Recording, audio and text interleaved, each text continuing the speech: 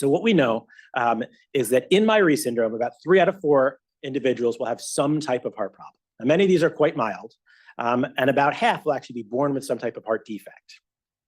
Of the entire group, about 1 in 5, or 20%, will actually have a heart problem that goes along with heart surgery. And I think that's matched pretty well with the sort of unofficial show of hands in the room today. The most common thing we see are problems with the aorta. I'm going to show you that in a second, but there's lots of different things that we see and a whole wide variety. So the types of things that we see in Myhre, first is all types of holes in the heart, right? So the common places that we see in everybody, right? The kids that just walk into my office, holes in the top chamber, holes in the bottom chamber, or holes outside the heart. You can have complex groupings of holes together, something called tetralogy Fallot, and as well as just more individual holes in single places. You can have problems with individual valves, and that's really almost any of the 4 valves in the heart can have narrowing or leakage. The aorta, which we're going to talk more about, is that sort of candy cane-shaped tube that takes blood from the heart to the whole body, and then other more complex defects and problems with the heart muscle. So the first one I want to talk about briefly is something called a VSD. Now, this is the most common heart problem in humans. So we see this widely across the whole general population and is one of the things that has been seen frequently in Myhre. Essentially, this is a hole between the bottom 2 chambers of the heart that allows blood to go from one side to the other.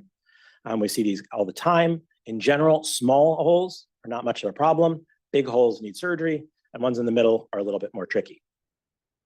This is what it looks like by echo, where you can see on the left, you can see this hole, right? This is the solid wall between the bottom. You can see kind of a hole or black space between, and the same picture on the right, where you can actually see this blue blood squirting from one side to the other through that hole. And this would be an example of a small VSD, or one that we would just leave alone, and they usually close up all by themselves. Another type of thing that we'll see is something called a PDA, or patent ductus arteriosus. So PDA is a little connection outside the heart that connects from one tube to the other, from the aorta to the pulmonary artery. This is a tube that you must have to grow and develop normally while you're still in the womb. Everyone has had one while they were still inside, and then after you're born, it's supposed to close by itself. In a certain percentage of the population, it does not close. This is most common in preemies, but we do see in a number of genetic syndromes, including Myhre.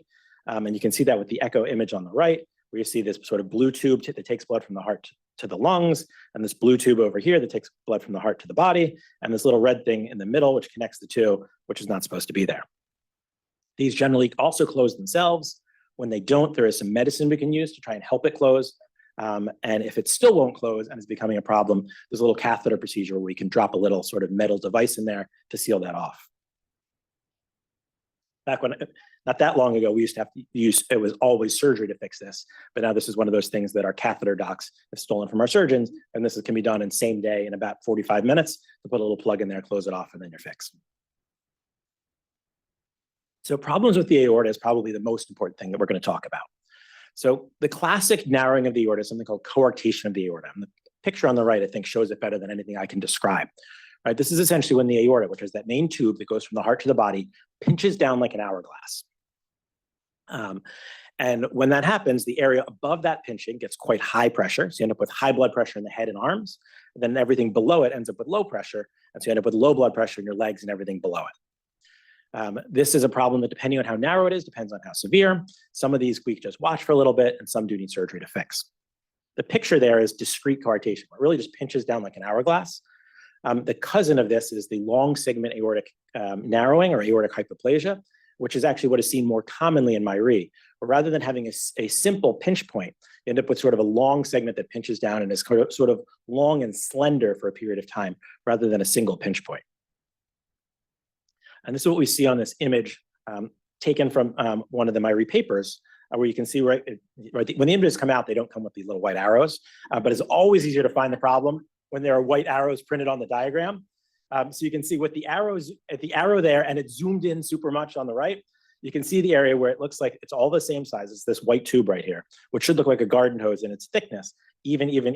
But right when you get here, it pinches down, and you get this long segment of narrowing, and then it gets wide again. And so this is that long segment aortic narrowing where it's kind of coming down. It's not pinched like an hourglass. It's a long, thin piece of segment. This is another example also from one of the Myhre papers where it's a little bit more significant, where you can see that depending on which way you look at this, this is when you look at it from the side, this is when you look at it straight on, where there's this area where it actually goes from pretty wide to very narrow and then comes right back out again. And again, with the giant arrows pointing out, the blue is at the top of the narrowing, the other blue is at the bottom of the narrowing, and the giant white arrow points to the area that is super narrow. When you have a narrowing that is really tight like this, the only solution for this is heart surgery.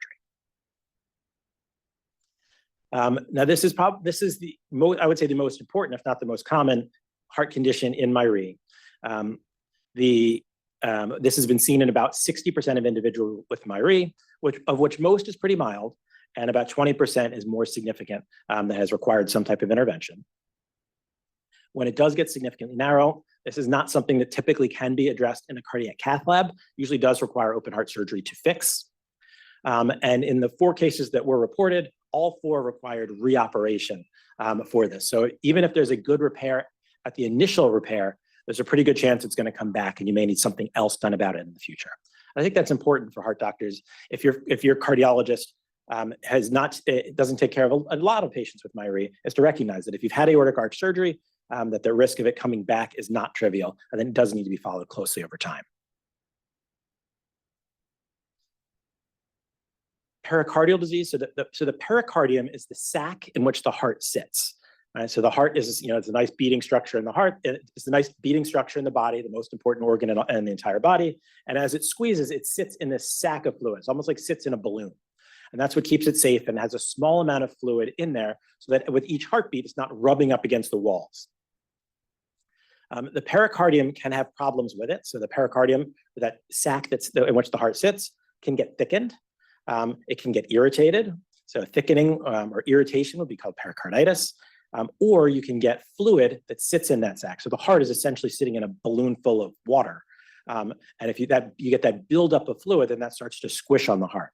Now, a little bit of fluid is okay, but a lot of fluid the body does not like and can actually start to impair the way that the heart is working. So about 10% of individuals with Myhre will have some type of problem with the pericardium or with the fluid building up around the heart. And some of those will require actual drainage, or you actually just kind of stick a needle in and draw out that fluid. And others might require surgery to sort of permanently allow drainage if simply just drawing off the fluid is not doing the trick. Treatment for it does seem to respond just like it does in other types of pericardial disease, which is typically non-steroidal anti-inflammatories. So Advil or ibuprofen usually does the trick.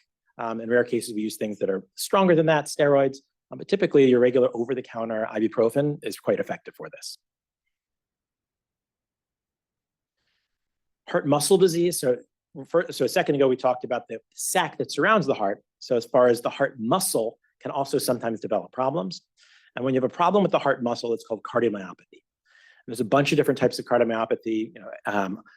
Every large cardiac center will have a whole section that is developed to taking care of individuals with cardiomyopathy or heart muscle disease. There's a lot of different types of cardiomyopathy, depending on exactly what the problem is. There's really 2 that are relevant to the Myhre population, which is restrictive cardiomyopathy and non-compaction cardiomyopathy. For non-compaction cardiomyopathy, we actually haven't seen true non-compaction cardiomyopathy. This is sort of a spongy heart muscle that you'll see in the heart. We have seen some individuals that have a little bit of sponginess to the heart, but not enough to actually call it non-compaction cardiomyopathy. It's something that we've talked about in the past. It's something that we almost wrote up but didn't, and because we really didn't see any true cardiomyopathy with that sort of spongy heart muscle. But as we talk about screening imaging, this is something that we sometimes pick up on CAT scans or MRI, but doesn't seem to be a real problem. On the other hand, restrictive cardiomyopathy, where the heart actually gets it doesn't relax properly. Right? The heart has two things that it does. It squeezes and then it relaxes. Squeeze and relax. And so when the heart doesn't squeeze properly, that's usually your dilated or your hypertrophic cardiomyopathy. But if it doesn't relax, that's your restrictive cardiomyopathy, where it doesn't want to actually open up and allow itself to fill with blood. That we have seen in Myhre. And so essentially what that is, the bottom chambers of the heart, which you can see here at the bottom of this echo picture, are normal in size, but the atria, the top chambers, are giant. Right? So these are probably about 3 times as big as they should. And because the heart doesn't relax properly, you end up getting with this really high pressure in the atria, those top chambers. Some people describe this as like a Mickey Mouse looking heart, where you get these sort of big chambers at the top. And this is sort of your classic image for restrictive cardiomyopathy. It's really a stiffening of the heart or stiffening of the heart muscle. When you see this, it can go along with heart rhythm problems. It can go along with trouble with the heart squeezing. And you get these, like I said, these giant atrial top chambers of the heart. It's rare. It's rare in the general population, and it's rare in Myhre. And at least in the cases reported, all of it, each one has been associated with something else going on with the heart. So it hasn't been identified all by itself. There are some other things we see, things like clogged arteries that can go along with, that can progress over time. And so that's something that needs to be observed in the adult world. And then high blood pressure. Right, so high blood pressure is common in lots of diseases that go along with, lots of conditions that go along with sort of connective tissue abnormalities. So anything we get thickening of skin, muscle, or other places. And so in Myhre, about 40% or almost half of individuals end up with high blood pressure at some point. As far as treatment for that, it's typically sort of the same medicines we use for almost anybody with high blood pressure. So losartan, amlodipine, atenolol. And it's kind of a dealer's choice of which medicine you use. Some of it is based on what you're most experienced with. Sometimes it can be hard to just diagnose high blood pressure, particularly in younger individuals, right? I think almost every school-age kid who comes in to see the doctor or cardiologist comes in relatively anxious. A lot of adults, when they go to the doctor, are pretty anxious. And if you're anxious when you go to the doctor, your blood pressure is high. And so for that reason, 24-hour blood pressure monitoring can be helpful if you're not sure, because it's essentially a monitor that you wear. Go home with it, and then it cycles and measures your blood pressure every half hour throughout the day. So the one research slide that I'm going to put on my talk is this slide about losartan and Myhre. So this was a small study that was published a few years ago that looked at the use of losartan, which is a common blood pressure medicine that we use. It's an angiotensin II receptor blocker, and it's a medicine that I use all the time in just regular high blood pressure. It has been studied more extensively in other conditions, such as Myhre syndrome, where as far as its effect on connective tissue disease. And there's some data that it can help with the pathway that leads to skin and joint thickening as well. And so for that reason, researchers chose to try this in 4 patients with Myhre to see if it led to improved skin thickening, joint thickness, so joint motion, skin thickening, and effects on heart function. It was a very small study with only 3 patients, so it has to be taken with a grain of salt, and because there are only 3 patients involved, no controls. So this is sort of your just testing the waters type of evaluation. But in all 3 individuals that tried the medicine, there was some improvement in skin thickness, joint function, and heart function. So it sort of sets this, sort of places the seed to say maybe this is something that we could actually look at in a more formal way, as far as actually using a blinded study where some people get the actual drug and some people get nothing, to see if we're actually seeing a change or seeing a difference that's not just based on 3 individual patients. I think that one possible corollary is if you are going to be treating for high blood pressure and you're going to be picking at random between 3 medicines, I'd start with losartan. It seems like a reasonable enough thing to do, even aside from this from this data. But I think with this data in hand, I think it certainly seems like a pretty good choice, at least based on very minimal data, to say I might start there if I needed to. So blood pressure recommendations would be to check both arms, both legs at diagnosis, and then at every healthcare visit, check one. You should be checking blood pressure, and then considering the 24-hour blood pressure monitor if you're worried about it. For cardiology screening evaluation, I think this is most relevant to that first slide of when I sort of asked who's seen a cardiologist, right? So even if your heart is normal, even if you've seen a cardiologist once, if you've not seen a cardiologist once, see a cardiologist. And the recommendation is to check in at least every 1 to 2 years, really checking for high blood pressure, checking for heart function, and getting an echo at least every other year, just to make sure there's no change in heart valve function, heart squeeze, or signs of heart relaxation abnormalities. Advanced imaging, so that MRI CAT scan debate, it's not really going to answer the question of should you get a CAT scan or should you get an MRI, because the answer is sort of based on lots of factors, based on age and maturity of the patient, as well as the institution that you're in and your cardiologist preference. I think both are equally reasonable based on the situation, but should have some type of cross-sectional imaging, either CAT scan or MRI, about every 5 years. We actually get a nice view of the whole aorta that we can see much further than I can by echo. And then in older adults, think about doing actually formal imaging of the coronary arteries with coronary CTA in adults. So to summarize, so heart disease in Myhre is common, and up to 20% will need some type of heart surgery. The most significant thing that we see is that narrowing of the aorta, but there's a whole bunch of other things that can be seen, including heart valve problems, holes, fluid around the heart muscle issues, and others. Keep an eye out for high blood pressure. Make sure you stay in touch with a cardiologist at least every couple of years, and then think about cross-sectional imaging every 5. And with that, thank you very much for having me here today. It's really a pleasure. Thank you for everybody. Thank you, Aaron. Extra applause needs to go in there because I think I said to him he had less time and he did that at super speed. So I hope you're all there. I know we're going to have loads of questions. Alana. I'm sorry, I have 2 questions. You can decide which one you want to answer. Coarctation repair. When a child who has Myhre has had a coarc repair, what are the chances of a recoarctation? Is there any data on it? Because that's my concern. Is a require. Did I miss that in the presentation? So I'm happy. I talked very fast, and I'm happy to repeat myself. So based on what we have in the literature, the number is small. I think it was 4 patients in the paper, and Angela, correct me if I'm wrong. And all 4 that had early repair of coarctation all needed something else done. Now that may be a cardiac catheterization, which is just a balloon stretching it out, or it could be surgery. But all of them ended up needing at least something to sort of re-stretch it out at some point in their life. Okay, my next question was about pulmonary hypertension. If somebody is on a medication that maybe conflicts with losartan, is there another option? So there's nothing. Bosantan or sildenafil sort of thing? So those medicines interact with a whole lot of things. And so for somebody who's on a specific medication that interacts with a lot of other medicines, there's a lot of other treatments for high blood pressure, none that have been studied specifically in Myhre.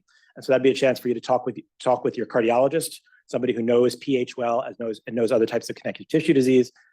And I'll let Angela talk. Patients have recurred in some way, and I know that's a bummer to hear that. But the good news is that sometimes the child grows into it. It's not that the coarc suddenly gets bigger, but it's interesting. There's a dynamic of growth. So a little optimism there.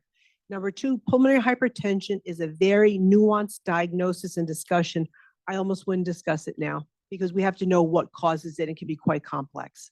Thank you. Now we've got a hand up over here. Just wondering, are most of these children born with these conditions, or is it likely to develop as they get older? That's a great question. So the majority of these things that we've talked about are things you're born with, right? So things like holes in the heart, some of the more complicated structural things, either you're born with it or you're not. And there's some of the other things that we discussed today, which are things that develop over time. And that's the reason for the screening over time. So typically the severe narrowing of the aorta or the coarctation of the aorta, either you're born with it or you're not. But the more long segment, that's where things get a little bit more gray and a little more subtle. Where probably early on, there's some mild narrowing. But as Dr. Lin was pointing out, as time goes by, things that are a little bit more narrow when you're young, as you grow, it can go any of 3 directions. It can get better, it can get worse, or it can stay the same.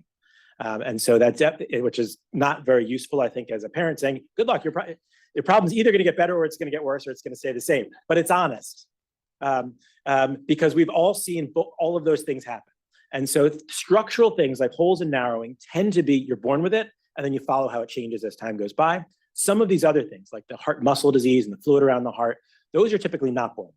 Those are things that would just sort of show up as time goes by, typically more in older individuals. Okay, we were here next. I know this is going to be popular. We have got extra time for questions. Okay, so when our sister was in the hospital, they did the draining of the fluid that was up around her heart and her lungs. And when they would take it to the lab, it had jellified by the time that it had come to the lab. What would cause that? Yeah, so that's a very complicated question. And when it comes to pericardial effusion, the fluid that's around the heart, that's really when you have to sort of look at each individual person, right? And there's a lot of times there can be different proteins that are in there. Why they're and that's sort of a long talk that's probably outside of this context. But there's a number of things that can do that. But it's usually certain types of proteins that are going from the blood into that area, and they would have to do specific testing on that individual. I'm heading up here. There was hands here. Am I in the right area? Who was first? Okay. Hey, Cal. Well, in your research, have you found like a difference in severity of cardiac problems between those assigned male at birth versus those who are assigned female at birth? Wow, that's an amazing question. So, so to my knowledge, within Myhre, that answer is no. I don't think there's any difference between the two. But I think that within sort of the general cardiology population, I think there probably are differences. We find that heart disease in general is more common in those that are assigned male at birth than assigned female at birth. I don't think there's any, I'm not aware of any knowledge of in Myhre if that changes, but for some reason, the general population, there does seem to be people assigned male at birth tend to have more issues with heart problems. But it's something that we're learning a lot more about. I think in some other conditions where some individuals are born with some cells that would be considered classic male cells, classic female cells, and some people that actually have a little bit of both, and seeing how that affects the heart and other bloodstream and other conditions in the body. It's actually something I have a strong interest in with some of the other young folks that I take care of. And I think it's something that we're going to learn a lot more of in the next probably 5 to 10 years.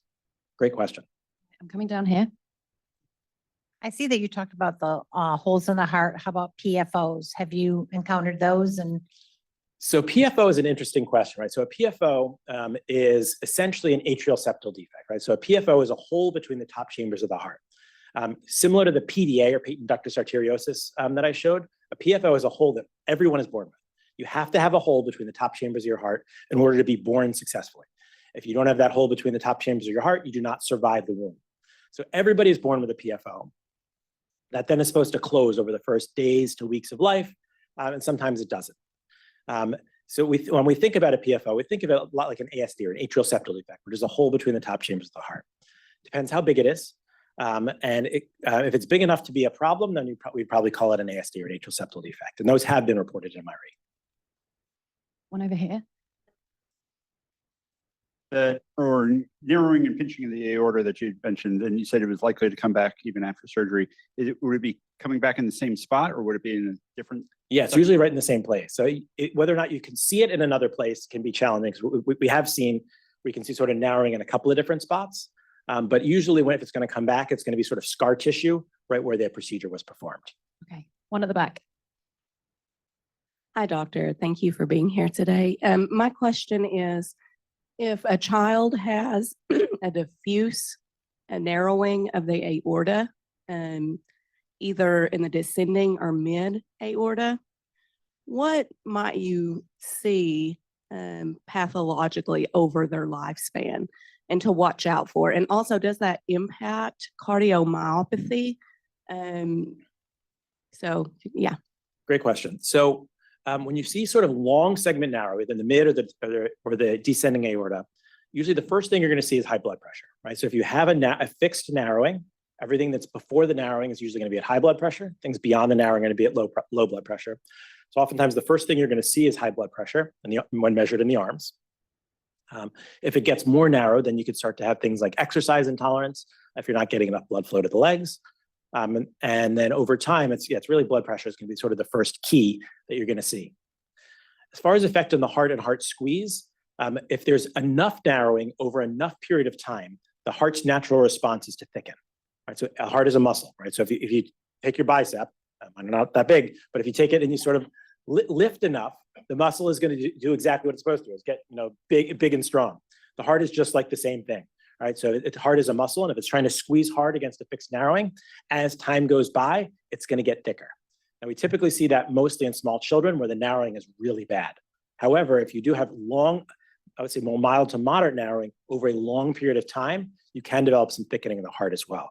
So again, another reason why you're just checking in with a cardiologist to make sure you're not seeing thickening of the heart as the years press on.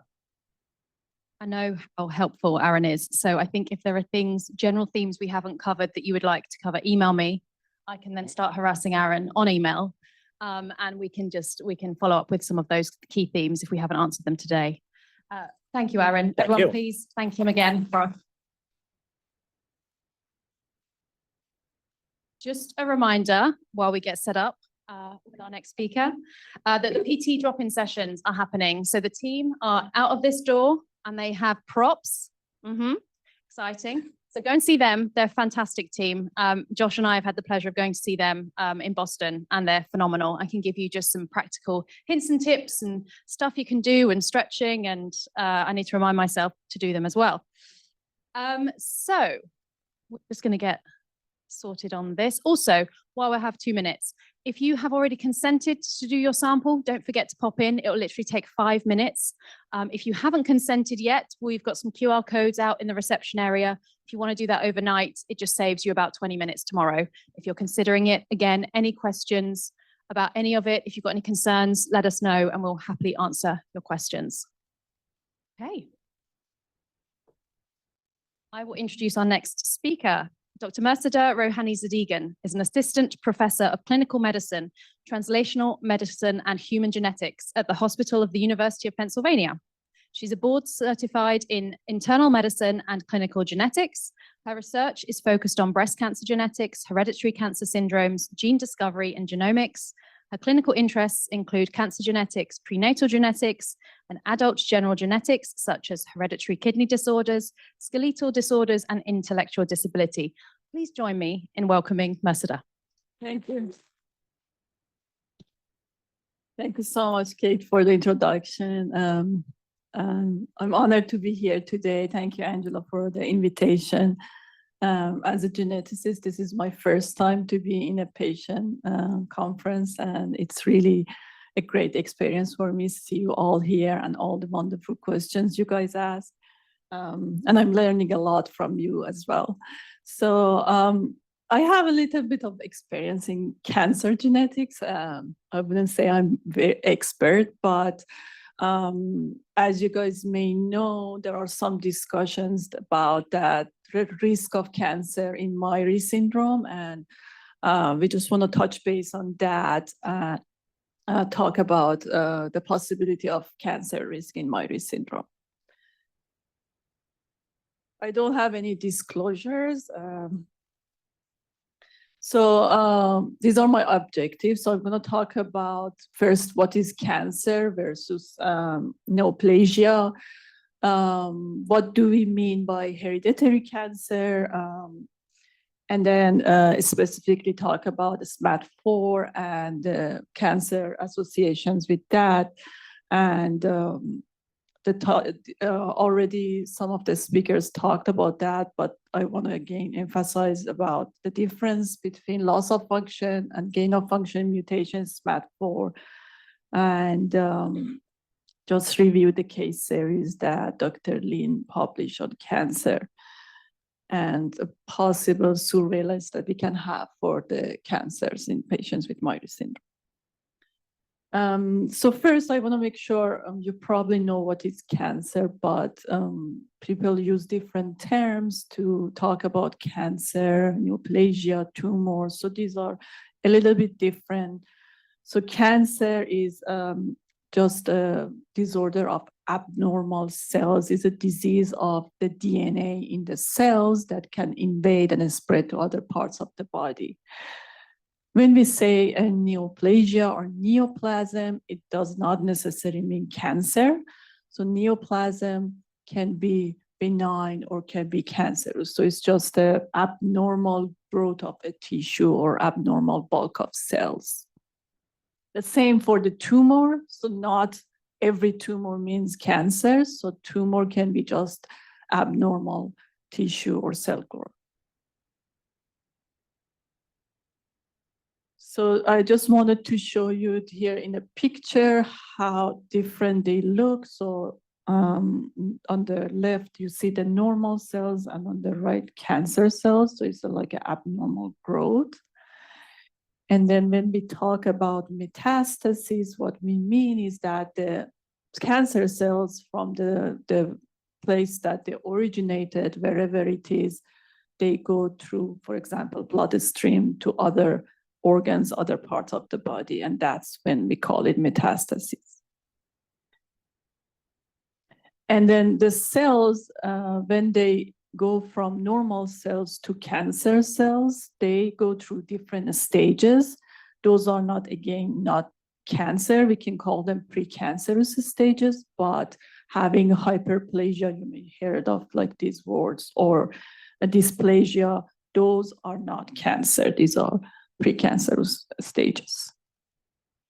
Now, what do we mean by hereditary cancer when we talk about hereditary cancer syndromes versus like sporadic ones? So from all the cancers, you can see that about 5 to 10%, the purple part, is hereditary. And then there is a more about 10 to 20%, which is familial, meaning that we see this cancer is happening in a family, but they're not necessarily hereditary. And then, or we don't know the underlying like cause of if they are hereditary. And then the majority of cancers, which is the yellow part, are sporadic. They just happen by chance in a person. So just another picture to show the difference between a sporadic and hereditary cancer. So these are normal cells. When someone develops a cancer by chance, what I mean is that all of the sudden, one of the cells gets a mutation and that cell starts to grow and the person gets the cancer. Versus the hereditary forms of cancer that are like passed through generation. We get it from our parents, for example. You are born with these abnormal cells. You already have these abnormal cells, but you don't have cancer. But then if a second mutation happens in one of these cells and that cell starts growing, then you get the cancer. So you already have one defected mutation and you need a second one that causes the cancer.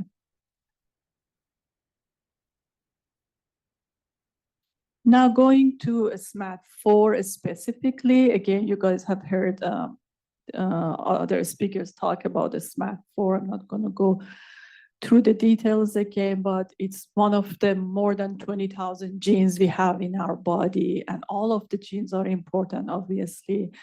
SMAD4 is also very important, and it's a gene that is involved in two important pathways, transforming growth factor beta superfamily and bone morphogenic protein family. It's in cancer world, it's a type of gene, we call it tumor suppressor gene. So in its natural or normal function, it's supposed to suppress tumor formation. So you can imagine if it's not doing its job, then the tumors are gonna form because it's not suppressing them. And deletion of the SMAD4 gene, just FYI, was first described in pancreatic adenocarcinoma for the first time. And then again, as it was discussed, so mutations in SMAD4 in general can cause different conditions. So juvenile polyposis, HHD, or hereditary hemorrhagic telangiectasia, Myhre syndrome, of course, and polyposis, and some cancers. And this is the pathway, again, my colleagues talked about. So this is SMAD4 is one of the important proteins, which is in red here. That is basically in both TGF-beta and BMP signaling pathways has a very important role. And if it's not working properly, the cells possibly just grow crazy and problems arise. The other thing that we should distinguish in when we are talking about cancer, we have the somatic mutations and then we have germline mutations. So all of your loved ones that have Myhre syndrome, they have a germline mutation in a SMAD4 gene, meaning that this mutation is in all of their cells. But sometimes the mutation are somatic, meaning that they are there only in a small population of the cells in our body, not in all the cells. That's what happens in cancer. So somatic mutations in some cells can develop cancer, but it's not in all the cells in our body. And if you want to look at the cancers that have a SMAD4 mutation, the most common ones are, again, pancreatic adenocarcinoma and colon cancer. But there is a lot of different types of cancers that SMAD4 mutations have been reported in them. But remember, cancer is not just one mutation. A lot of cancers is like a collection of mutations and genetic structural problems. So we talked about different types of mutations in SMAD4. So again, in what causes Myhre is gain of function, the two specific mutations that we talked about in codon 500 and 496. Those are gain of function, meaning that the gene gains some abnormal function. The loss of function mutation SMAD4, they can cause the polyposis syndrome, the HHT, or they are seen in somatically in cancers. So basically, having Myhre syndrome does not mean that you have a risk for polyposis or other types, because the type of mutations are completely opposite and different. So in this picture, I'm just trying to show you.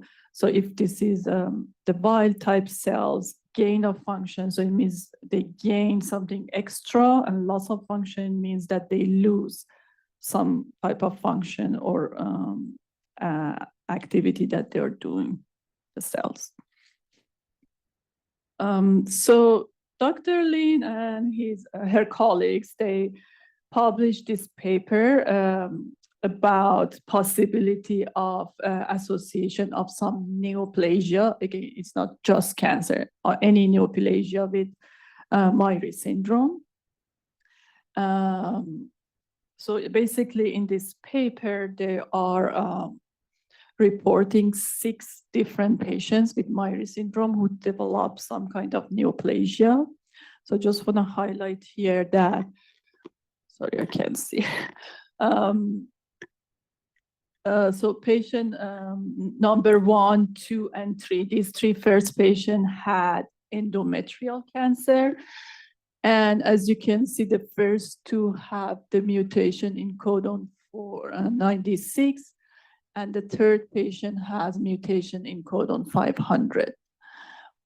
And there are 3 other patients that had some kind of tumors. For example, one patient had vestibular schwannoma. Schwannoma is a tumor of like nerve cells, and vestibular means it's in the ear. And then optic nerve sheath meningioma, and the last one had mesencephalic glioma. This is also like a nervous system tumor. And then if you look at the age of onset of these cancers, it's interesting that they are on the lower side, like 36, 30, 44, 26. So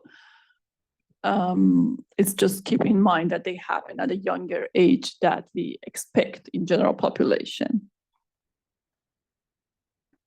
And then recently I heard of, through Dr. Lin, another patient with a SMAD4 500 mutation that had aggressive endometrial cancer in her early 40s. So it's reasonable that having, as you guys know, there is not a lot of Myhre syndrome patients that have been reported or diagnosed, but between those, like having 4 patients with endometrial cancer, it's reasonable to think that there possible like association, although it hasn't been proved. And the fact that they had cancer at younger ages is also concerning, I would say. So in general, I just wanted to talk to you also for a minute about endometrial cancer screening. So in patients that have hereditary cancer syndromes that is associated with endometrial cancer, what we do for a screening, usually we start endometrial biopsies after age 35. And then if the risk of cancer is really high, sometimes we recommend hysterectomy or removing the uterus for cancer prevention. I'm not saying that we should do this on Myhre syndrome, but in general, because we are not sure about the association yet, but it seems like to be a reasonable option to consider for risk reducing. That's all I have. Thank you. You messed it up. I'm sure we're going to have questions again. Angela, I don't know if you wanted to add anything based on, it was obviously your research report. Thank you so much. I just want to honor some people in the audience. I'm not going to look at them. We generally do not speak about patients that are known anecdotally.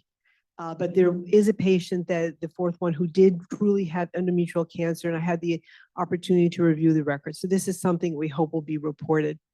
Secondly, I know of 2 other patients who did have a unique type of a brain cancer called hypothalamic hamartoma. And both of these cases were known to me. I was asked specifically not to report one of them, and I honored that report. But it just teaches you about the importance of rare, and especially when we're talking about these rare, important things. So if anybody were to know about other cancers, please let us know. Thank you. Okay, any questions? Okay, oh, right, I've got 4 in my sight line. I'll try to remember where you all are. Okay, let's go left first. Sorry, I may have missed it at the very end. Did you recommend an age for screening for endometrial biopsy or other gynecologic Not evaluation? specifically for Myhre syndrome, great question. But I said that the other cancer syndromes that we know they have risk for endometrial cancer, we do recommend endometrial biopsies starting age 35. It really depends on the average age of the endometrial cancer and that specific syndrome and what age we expect patients to have. For example, the recommendations are for Lynch syndrome, that patients usually are recommended to remove their uterus by age 40. So 5 years before that, we start doing biopsies just for a screening. Biopsy is not very sensitive, but it can be helpful, better than nothing. I have 2 things. I guess the first thing is like a prevention of pancreatic and colon cancer. Obviously, you get your colonoscopy when you get to a certain age. I guess I didn't really get the gain of function mutation in SMAD4. I'm wondering if you could go more in depth about that. Sure, yeah, good question. So the cancers that I was talking about that have a SMAD4 mutation, they have loss of function mutation, meaning that the mutation that is in the gene causes the gene not to do less work than it's supposed to be as it's normal. So they are different from Myhre syndrome. Myhre syndrome is caused by a gain of function mutation in SMAD4. So that's why it's less known, the association with cancers. It's possible that because loss of function of SMAD4 can cause problems with cell growth and potentially cancer also. Gain of function does the same thing, but it's still something we have to understand. There was another one. Do I want to say around here? I'm going over this way. I'm going this way. Okay. Oh, it's like a challenge. I'm like on one of those game shows. Let's go. Quick. Was it who am I? Oh, sorry. You came to meet me. I was on my script. Thank you. I just had a follow-up question about endometrial cancer. Like beyond having Myhre, are there other dimensions in terms of risk factors to think about? One thing I had read, and it may be that I read wrong or I'm confusing this, is that having periods earlier also puts you at higher risk for endometrial cancer. Like, are there other kind of implications for treatment beyond screening? I guess our next speaker can comment on that better. But as far as I know, heavy periods is not a risk factor for endometrial cancer. There are completely different problems. But other than, you mean the genetic syndromes that increase risk of endometrial cancer, you're asking what other things can cause endometrial cancer, right?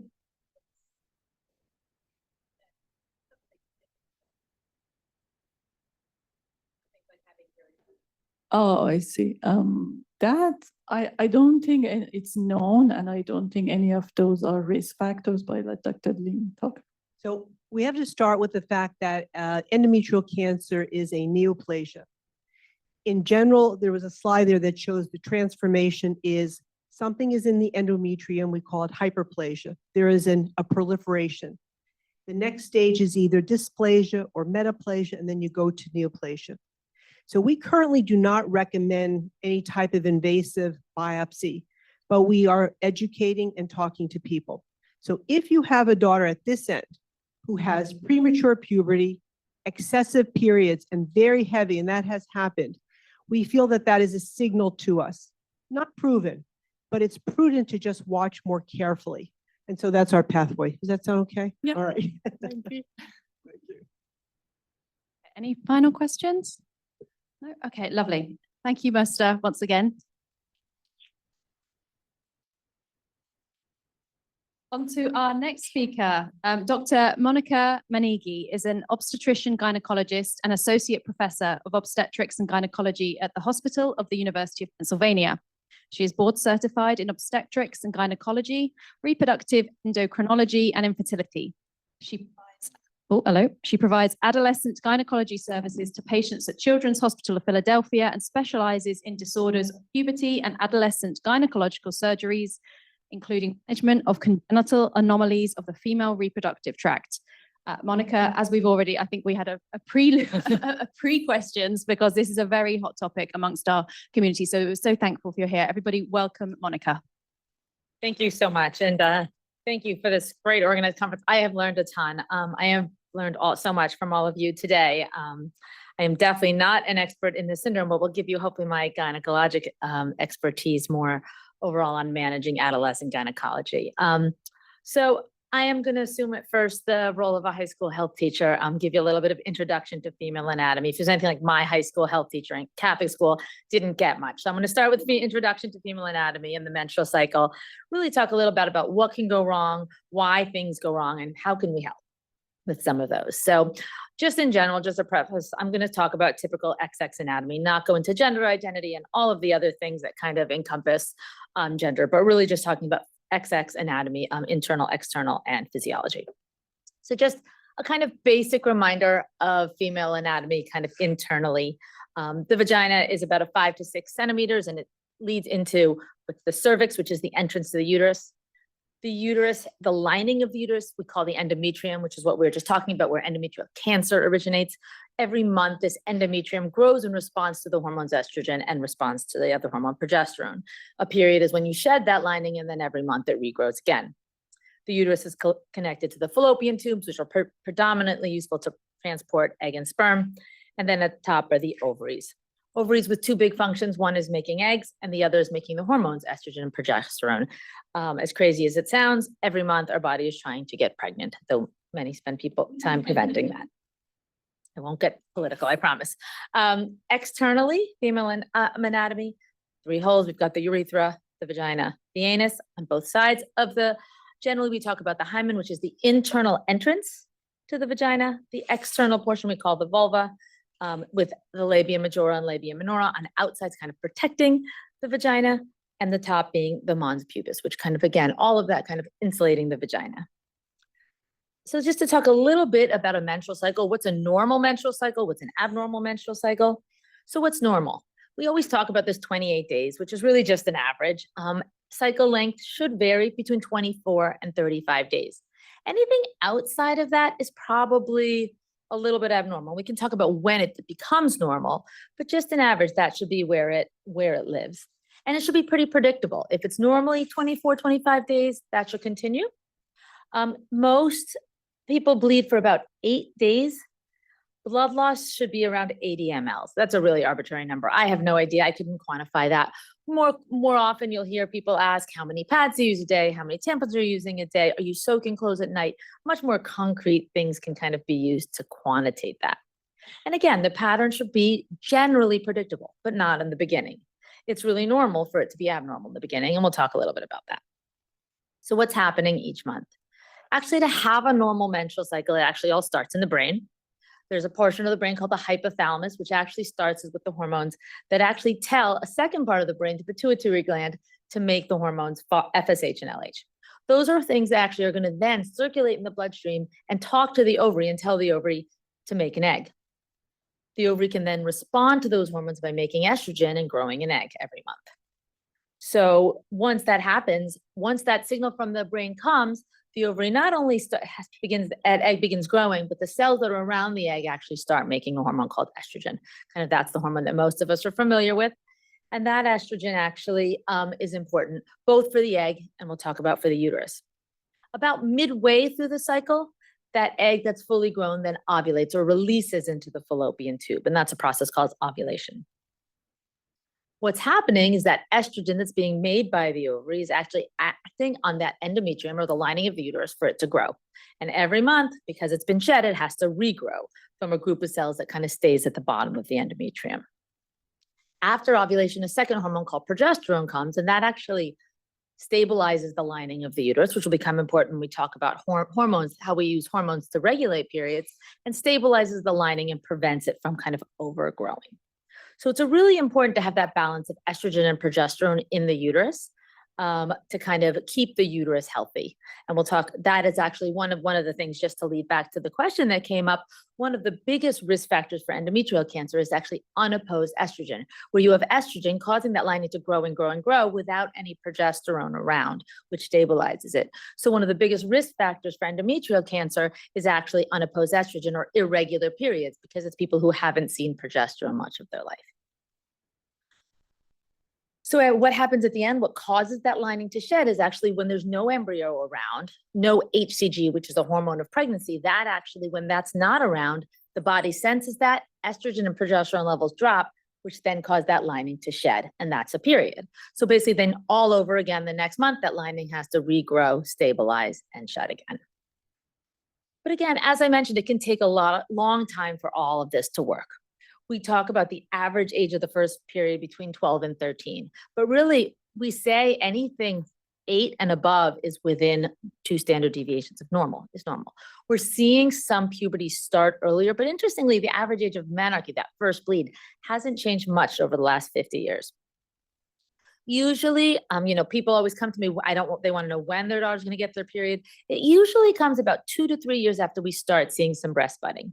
That breast budding is a response to low levels of estrogen being made, and about 2 to 3 years after that is usually the first uterine response to that estrogen.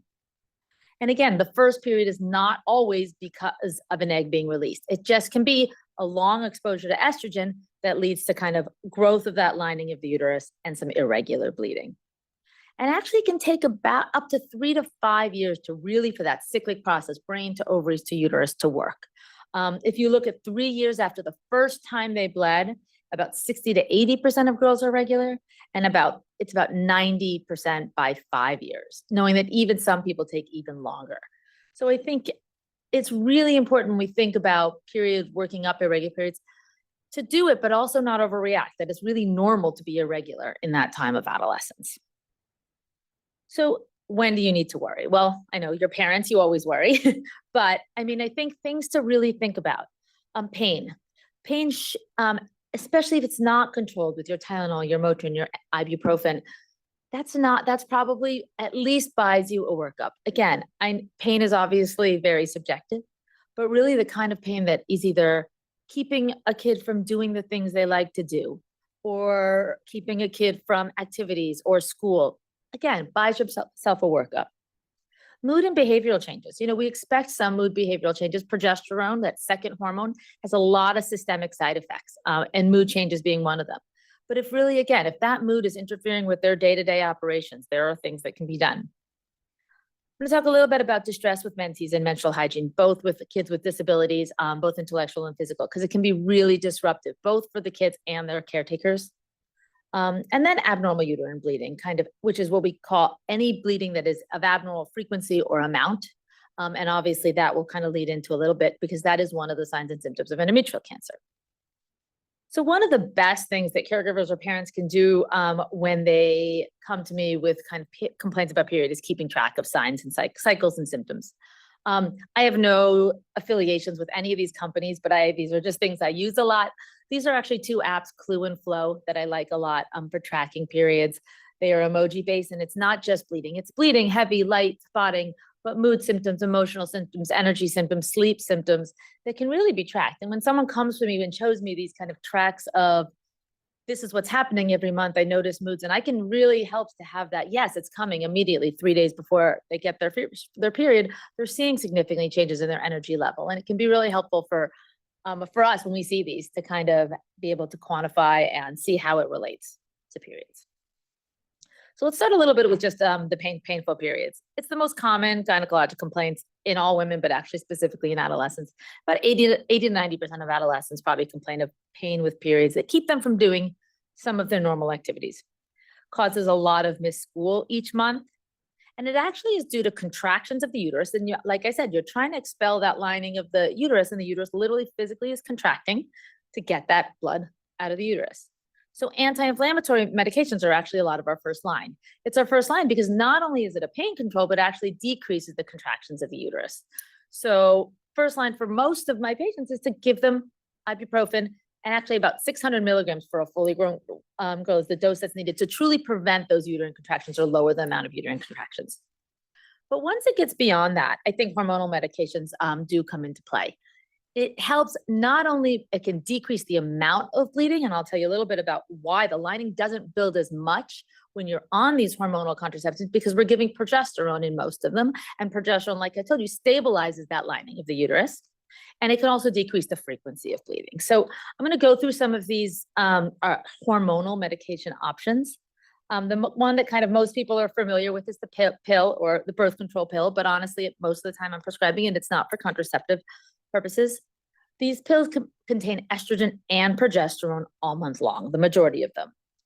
There are no less than 50 to 60 combinations of estrogen and progesterone in these pills. And so therefore side effects of one can differ greatly from the other. So I always say, some of this is a little bit trial and error. The same two kids with same set of symptoms may respond differently. Again, I said I wasn't going to get political, but actually just one thing, the original pill was 28 days. And that was only because there was a lot of actually opposition to contraception. And so it was made to mimic a natural cycle, but there is nothing necessary about having a period every 28 days. Like I said, when we give progesterone, the lining of the uterus doesn't grow. So now the newer pills come in 12-week packs, 6-month packs, even a year packs with no withdrawal bleeding, meaning never stopping the active hormone estrogen, progesterone, and it's not dangerous. That's not going to increase your risk of cancers. That's not going to build up your lining, because what happens is really giving progesterone the whole time. The biggest side effect is just some breakthrough bleeding, some spotting here and there, but actually most people tolerate it really well. And that's what we call extended cycle OCPs. And obviously for patients who have really painful periods, if we're giving them a period only every 6 months, they're going to have more good days than bad. There are other ways. So just so you know, birth control pill come in a lot of different options. There are chewable birth control pills. Birth control pills can go in G-tubes. Birth control pill can actually go in the vagina and are absorbed very well. So there's lots of different ways to give the birth control pill, but there are also others combined hormonal contraception. We can give the hormones that are in the birth control pill in a patch. It's called Ortho-Evra. It's a weekly patch that kind of, again, can be put on the skin.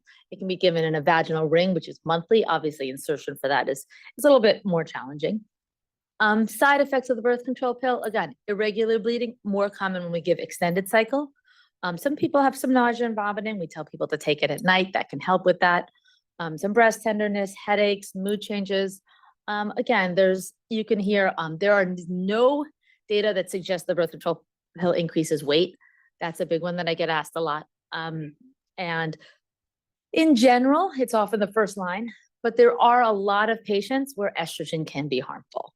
And specifically in patients with cardiac disease is one of the big ones that we talked about. So after Dr. Dorfman's talk, just to know that in some patients with significant cardiac disease, most specifically pulmonary hypertension, but other things, congenital heart conditions, estrogen is actually contraindicated. Other things are significantly high blood pressure. Patients who have migraines with aura, visual symptoms are increased risk for stroke with estrogen. Patients with a history of blood clots, liver conditions, and smokers. So this is an important one to kind of think about in the whole picture of other medical issues. But we also have many non-estrogen containing hormonal therapies. Non-estrogen containing therapies, meaning progesterone only, are very effective at controlling pain and bleeding. There are progesterone only pills. Micronorslin, Agestin are kind of a couple of the brand names that come. They require daily administration. And more specifically, they actually require more of a same time every day, which is challenging. The more kind of the half-life of it is much shorter than the estrogen and progesterone containing pills. So if you take it an hour or two late, you can actually see breakthrough bleeding. And that can actually be a biggest complaint of patients. But they are very effective at controlling bleeding when used correctly. There are other what we call long-acting reversible contraceptives, which also can work. So there's an injection called Depo-Provera. It's a high-dose progesterone. It's a shot that actually works, and you have to get it every 12 weeks, intramuscular injection. It can be associated with stimulating appetite. So there's some studies that show that it increases weight a little bit. And you may have breakthrough bleeding in the beginning, but really is followed by about 6 to 12 months afterwards, really high rates of no bleeding at all. The biggest issue is that it does shut down patients' own estrogen. So long-term, we have very good data from the contraception world that 4, 5, 7 years is probably fine. And that small amount of bone loss that may come is reversible. I don't like using it as much in patients who I'm trying to get kind of 5, 10, 15, 20 years because we don't have that kind of data on it yet for bone health. Again, it's not associated with an increase in fracture, but I use it with caution in patients who I'm really trying to come up with something really long-term. There are also long-acting reversible contraceptives that are implants. So there's Nexplanon is one of them. It's a progesterone little rod. It goes in the arm usually under the skin and actually can be numbed around the skin, and it's good for 3 years. And it's a progesterone only. So no contraindications for patients with cardiac disease, high blood pressure. Biggest side effect is actually breakthrough bleeding, and it's not easily reversible. You put a rod in the arm and then you have to take it out. But people like it. It does give good control for painful periods, less good control for heavy bleeding. And then full disclosure, one of my favorites, which is a levonorgestrel IUD. Yes, an intrauterine device, and it until about 10 years ago, really rarely used in adolescents. And I would say over the last 10 years has been used remarkably high rates in adolescents because of the basically the low side effect profile. You're giving progesterone to the uterus, which is the organ that needs to get progesterone. So you can give the lowest dose without getting the systemic side effects. It doesn't suppress patient's own estrogen, so there's no effect on bone. It doesn't affect really low, doesn't affect the liver. And high rates of what we call amenorrhea, or no bleeding at all. So about 75% of people who have this don't bleed at all. The other 25% will spot or bleed. It also, at least in patients who have unopposed estrogen or at high risk for endometrial cancer due to hormonal reasons, decreases the risk for endometrial cancer. It has not been tested in patients with genetic symptoms that are increased risk, but it is used actually to treat what we were talking about earlier, which is endometrial hyperplasia. So when that overgrowth of that lining, and we're trying to preserve the uterus, the progesterone IUD is what we use to actually treat it for women who want to preserve their uterus. So in my mind, using this in patients at high risk has the potential, but the data is not there yet for these patients. The biggest kind of con for all of this is insertion. And most of us who practice adolescent gynecology will do this under sedation. So we can do it in a sedation unit. I do it in my office. I have a nurse anesthetist where I do IVF part-time. I can use a little bit of sedation, not intubated. Takes about 4 minutes of a little bit of sedation, and it's good. Some of the newer IUDs are good 7 to 8 years. So really can give long-term menstrual suppression, which can really improve quality of life for a lot of my patients. All of these hormonal therapies, though, will help with pain by decreasing the growth of the uterine lining, decreasing the frequency of periods, stopping ovulation. All of these methods can help the pain that comes with uterine contractions and menstruation.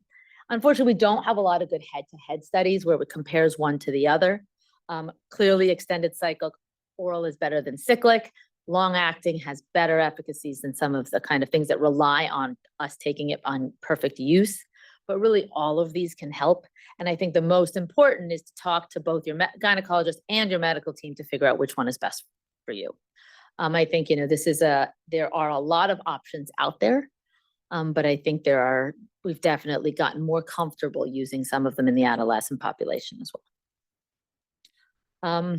So just to kind of talk a little bit about some mood symptoms that we're commonly seen with menstruation. About 75% of people complain of mood symptoms during menstruation.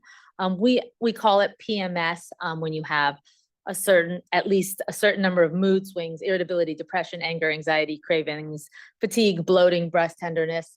When you get at least 6 of those, and one is a mood system, it goes into PMDD, which is premenstrual dysphoric disorder. Again, all of these are just mood symptoms. The key thing to these, to diagnosing these, is they have to be cyclic. They have to go away when you don't have your period, or when in between periods.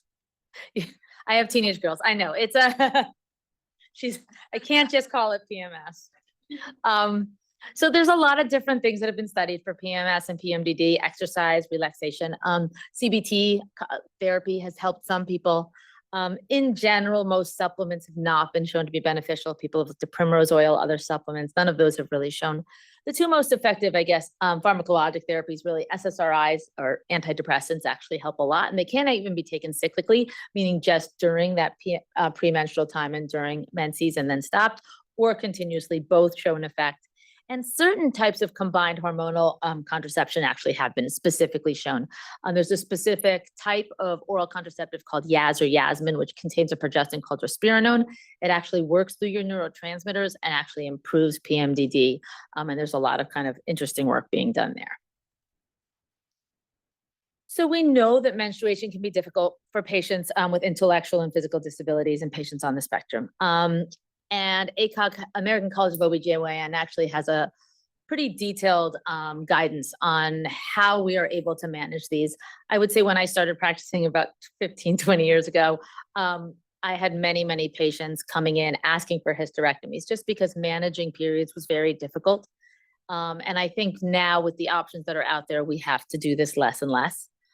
Menstrual suppression, which is trying to achieve no bleeding, no periods at all, is actually safe and a viable option for patients who just have difficulty with their periods for any reason.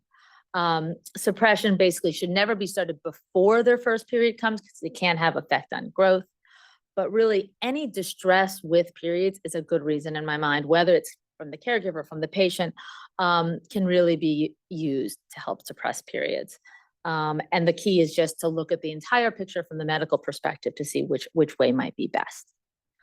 There have been a couple studies that look at this, and we know that patients with disabilities may have more painful periods, more emotional ability, and it can amplify certain behavioral symptoms. Some patients are bothered by the sight of blood and can have sensory issues with pads and have difficulty with hygiene during menstruation. It can also obviously be difficult for some caretakers, both because of changes in behavior and physical care. And there have actually been studies that show that healthcare providers were less likely to discuss the menstrual cycle and menstrual symptoms with patients with disabilities. So I think this is a really important one that hopefully your physician brings up, but also for you to bring up with them. We know certain things also can make it easier for these kids. Preparing them for their first menstrual period, especially if they may not be with you during that time, can be really important. Knowledge, giving them as much knowledge based on their level of understanding. Again, no stock in the company. There are some really good period underwear out there for a lot of my patients with sensory issues and can't handle a pad. These new Thinx has them. They're now Target has them. They're actually period under. They can hold up to 30 to 40 cc's of blood. So I told you it was 80 for a whole period. So really can go at least half a day. Some patients even a whole day without having to change a pad at school, at wherever they're spending their days. And these can actually be life-changing for patients who have a lot of problem with hygiene. And again, want to just that this is menstrual suppression is a safe option. As I mentioned, in my practice, I use a lot of levonorgestrel IUDs for these patients who really need complete menstrual suppression. So lastly, just to talk a little bit about abnormal uterine bleeding, which again is unpredictable timing or the amount of bleeding. And again, more than 90 days between periods is considered abnormal and deserves a workup. Soaking a pad every 2 hours for several hours in a row, bleeding for more than 7 days in a row. And this is where tracking is really helpful to see if what symptoms are associated with bleeding. There's a huge list of things that can cause uterine bleeding. Abnormal, obviously pregnancy, lack of ovulation. Any time you don't release an egg, make that progesterone, basically what happens is the estrogen just continues, the lining continues to grow and grow and grow. And basically that can lead to abnormal bleeding. Lack of ovulation can come from many different things: systemic diseases, thyroid disease, prolactin, polycystic ovary syndrome, nutritional deficiencies, patients with energy imbalance. And we think about that as where their energy in and energy out aren't equal, whether that's because of excess expenditure or decreased intake. Bleeding disorders are a common one. Actually, we pick up a lot of bleeding disorders, von Willebrand's, in patients right around their first period. Structural issues, fibroids, polyps. And then obviously, cancer is one of the causes of abnormal bleeding. And definitely, when to screen, I think, is still a question and very syndrome dependent. But we know that if bleeding is abnormal and there is suspicion for malignancy, abnormal bleeding can often be the first presentation and definitely buys a workup, either ultrasound and or biopsy. So again, the workup for this, we do blood tests, imaging tests. For your adolescents, often where the malignancy risk is low, we do not necessarily need to do an internal exam in the office. I think a lot of people bring their kid to a gynecologist, prep them for this horrible experience of a pelvic exam. Honestly, most of the time it's not necessary in the office. An ultrasound can provide a great deal of information. And if we do need to do an exam in someone, we can often do it under sedation if it's necessary. And then obviously biopsy is critical if when malignancy is suspected or worried. Treatment, again, if it's structural, we want to remove that. If it's mild, we can sometimes wait and see. But if it's moderate to heavy, then we need to address it. One, to think about, are they losing so much blood that they need iron therapy? Do we need to improve their quality of life? They're bleeding irregularly and not able to participate in swimming or whatever their activities are.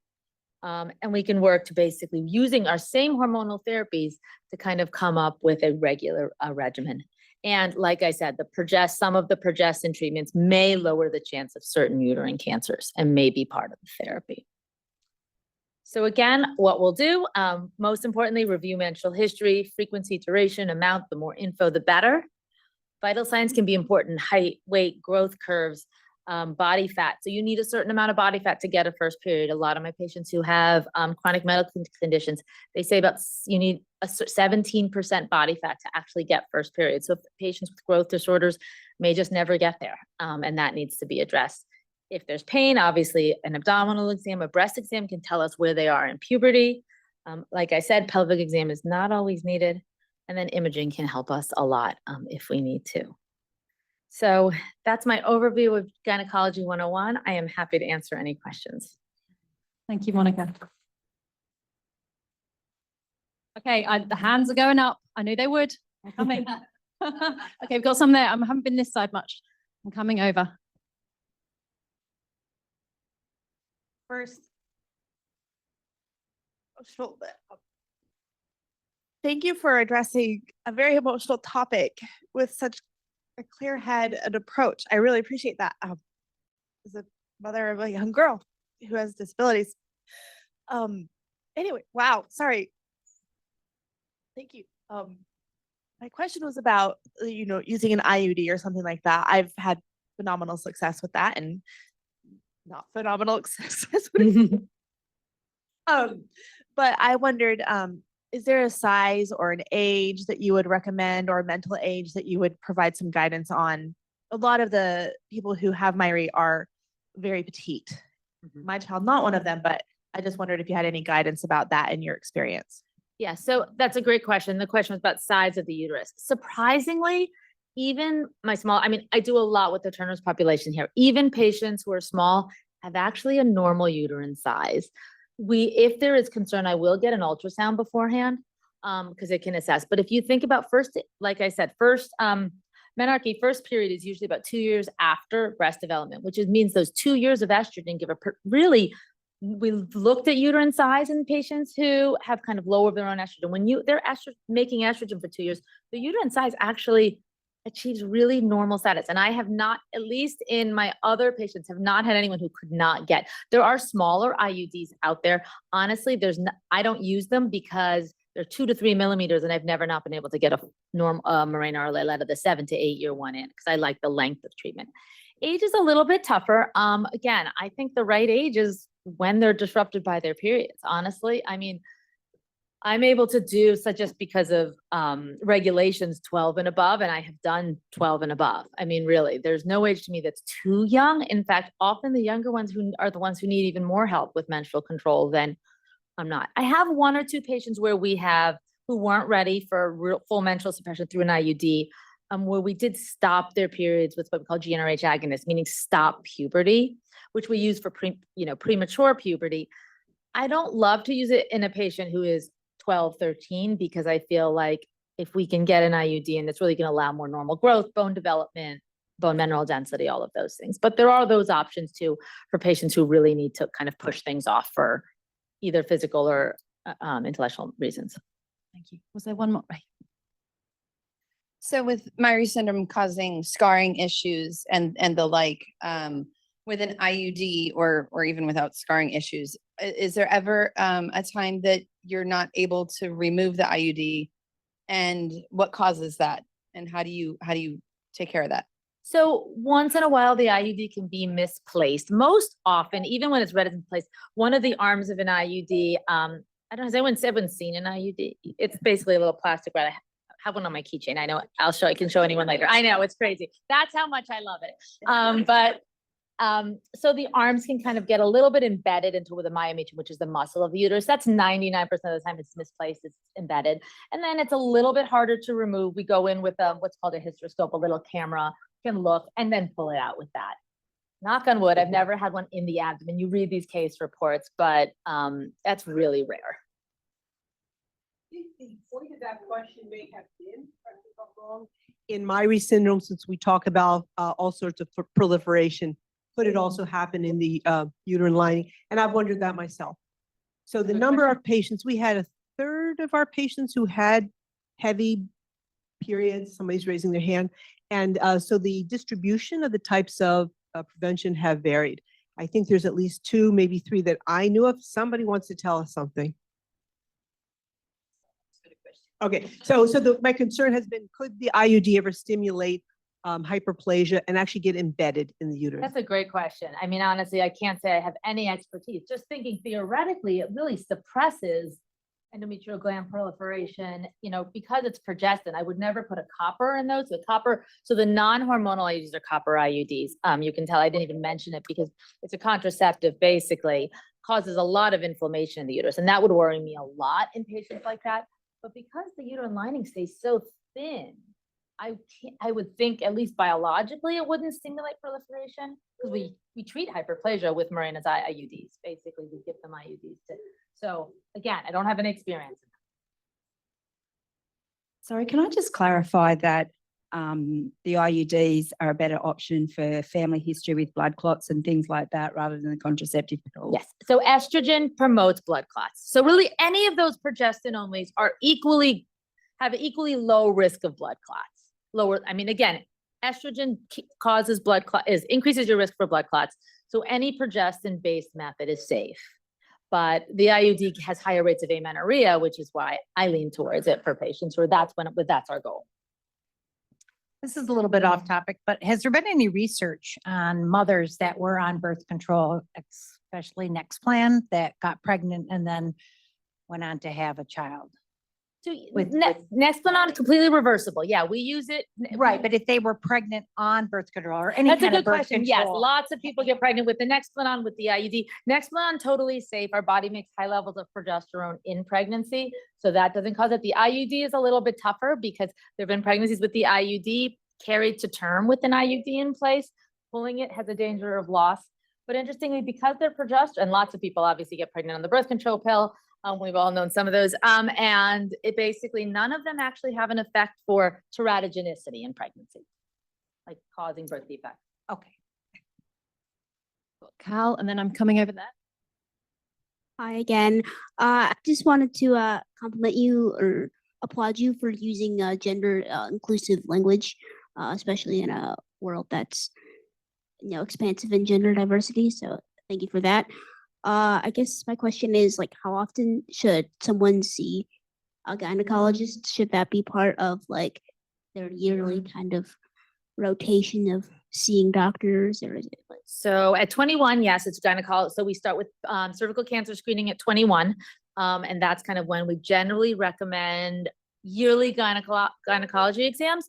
Before that, it really depends. I mean, if your pediatrician, adolescent care provider feels very comfortable asking about these, my biggest kind of concern is that a lot of care providers for young children or young adolescents are not asking about, not forget contraception and sexual activity, not even asking about periods and all of those difficulties. So I think it really depends on someone's symptoms and signs. If they're having no issues and not sexually active, probably you don't need to rush and get a gynecology exam at 14.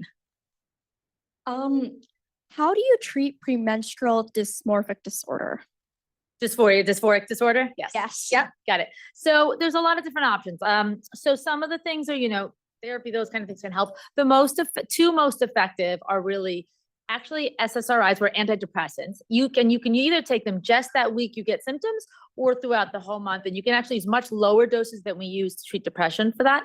But actually certain combined oral contraceptive pills, if you can take it, are really good. The drospirenone containing ones are the ones that have actually been shown to actually improve PMDD significantly. And now there's a progestin only with drospirenone. It's called Slind. So if you can't take estrogen, it hasn't been tested yet, but that's what a lot of people are using for people with mood symptoms because it works so well in the combined pill. Okay, I'm up here. If heavy bleeding is an early sign of cancer, to sort of watch for it by using the IUD, would that be masking an early symptom and early warning? A good question. It's a great question. And the short answer is we don't know. We just don't have that data. Again, I would say if I was concerned, I would do, so biopsies are first line, but actually a DNC has more specificity where we actually take samples of the entire lining. I would say if I was concerned, I would do a DNC kind of screening before putting it in. And in my thought, we should lower the chance again, but long-term cancer, at least just extrapolating from other conditions, it would decrease your chance of cancer, but we don't really know. I mean, I'm thinking like 35, like above.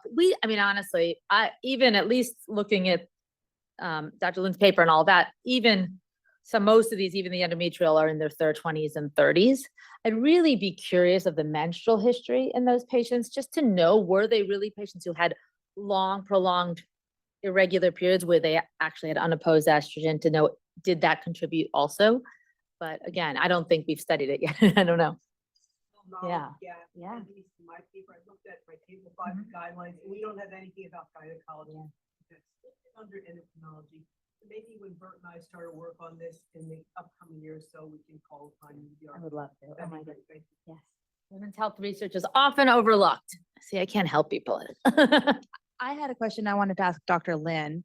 I may have missed this question earlier, but is this on? Oh, I just wanted to confirm. I think on the Facebook page, we talk a lot about prepubescent or post-puberty for girls. I wanted to confirm with you that that is something that is not just anecdotal, that you are tracking that. Hold on, Angela. Angela, I need you to be on mic because our friend's on virtual. I need to hear your answer. Thank you. So we do mention in the paper, we mention precocious, we actually mention 2 kinds of puberty, early and late, in both males and females, but it is possible. And we actually don't understand completely why these things happen. We don't know if it's the pituitary talking to the internal organs to make them start growing sooner, or if it's a direct impact of the gene somehow acting on the uterus or the male gonads either. So that's a knowledge gap too. And hopefully with more time and data, you'll help us fill that. One more, and then we're gonna let you have another break. How do the IUDs work with PCOS? So polycystic ovary, get it here. Polycystic ovary syndrome is basically a hormonal imbalance. It's a really bad name because it doesn't necessarily have to do with cysts on the ovaries, just eggs sitting in a kind of characteristic pattern. But it's actually an imbalance of a slightly elevated testosterone, which actually causes people to not ovulate, not release an egg, not make progesterone. So again, I use it a lot in my PCOS patients because they have unopposed estrogen, they are actually probably one of the largest groups of patients who are at risk for endometrial cancer long-term because long estrogen. So the levonorgestrel IUD actually can reduce theirs to normal levels. But again, any progestin can do that. They really do need to see progesterone regularly to prevent that risk of endometrial cancer. The only thing it doesn't do in PCOS patients is it doesn't lower the testosterone. And that's kind of a interesting thought that the birth control pill actually, because estrogen actually when you give estrogen, it causes testosterone to go low. So someone with PCOS who has symptoms of the testosterone may actually do better with the birth control pill. With the birth control pill, because it actually lowers their testosterone if they can safely take estrogen. I know this is a topic we're going to want to come back to, as Angela has acknowledged as well in research. Thank you so much, Monica. That was absolutely fantastic. It's our last session of the day. Thank you, everyone. It's been a long day. We know it has. We know we're through it mentally, physically, everything. But thank you very much for sticking with us. Gosh, we're ending with a highlight. Our last speaker is Antoinette Wannes. She is an attending physician in the Division of Pulmonary and Sleep Medicine at Children's Hospital of Philadelphia. Anto is the lead author on the recently published extract detailing the successful treatment of a teenage girl with severe tracheal stenosis. We've got lots to discuss, so let's do it. Welcome, Anto, everyone. Perfect. Thank you so much. Okay, so we're here. Let's take a breath. This is the last lecture that you're going to get today. No disclosures, no financial interests or affiliations I have to disclose here. And just to start with some basic anatomy, right? Some basics for everyone. We have the upper respiratory tract and the lower respiratory tract. Everything starts in the nasal cavity or even in the oral cavity. The air will go from upper airway to the lower airways. Thanks to the nasal cavity and even the oral pharynx, we are able to modify the air and make it go through the voice box. Specifically, that's how we call the fancy name of the voice box is the larynx. We go through the larynx and then we get to the lower respiratory tract, that's the windpipe or the trachea.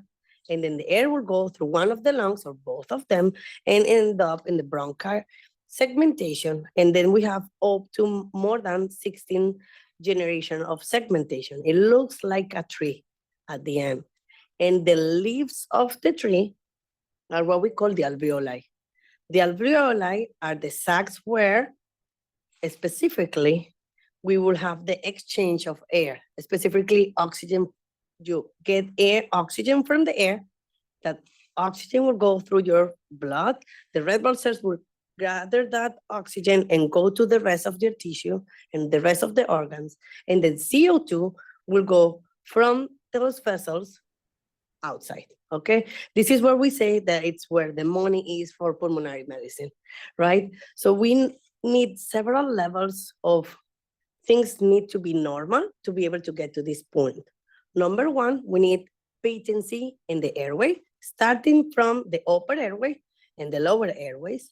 We need normal alveoli sacs. We need normal blood vessels that are able to bring the CO2 and take the oxygen back. We need a normal heart or pump that's able to bring the blood here and take it back to the rest of the tissue. And then we need a normal thin layer tissue over here that allows the exchange. If that layer is thick as well, it will cause a lot of trouble because then you need more time to be able to do that exchange. So what about airway and pulmonary disease in Myhre syndrome? We consider it uncommon because we've seen it, it's been reported only like in 10% of the patients, but the reason for the abnormalities is so far what we know is multifactorial. We know that there is a developmental abnormality possible, there is tissue regeneration and regulation of the immune system that's affected. We have proliferation of desquamative tissue, scar tissue in general, fibrosis, and trauma that can make things worse as well. What do we say? What is this trauma that we're reporting about? It's the need for intubation, for example, traumatizing the airway because, for example, some of the patients will have cardiac congenital disease that needs surgery, so they might need to be intubated, and that will increase your risk. Or, For example, recurrent infections and respiratory infections are all we have, but some of them will develop different inflammatory response and then create more scar tissue.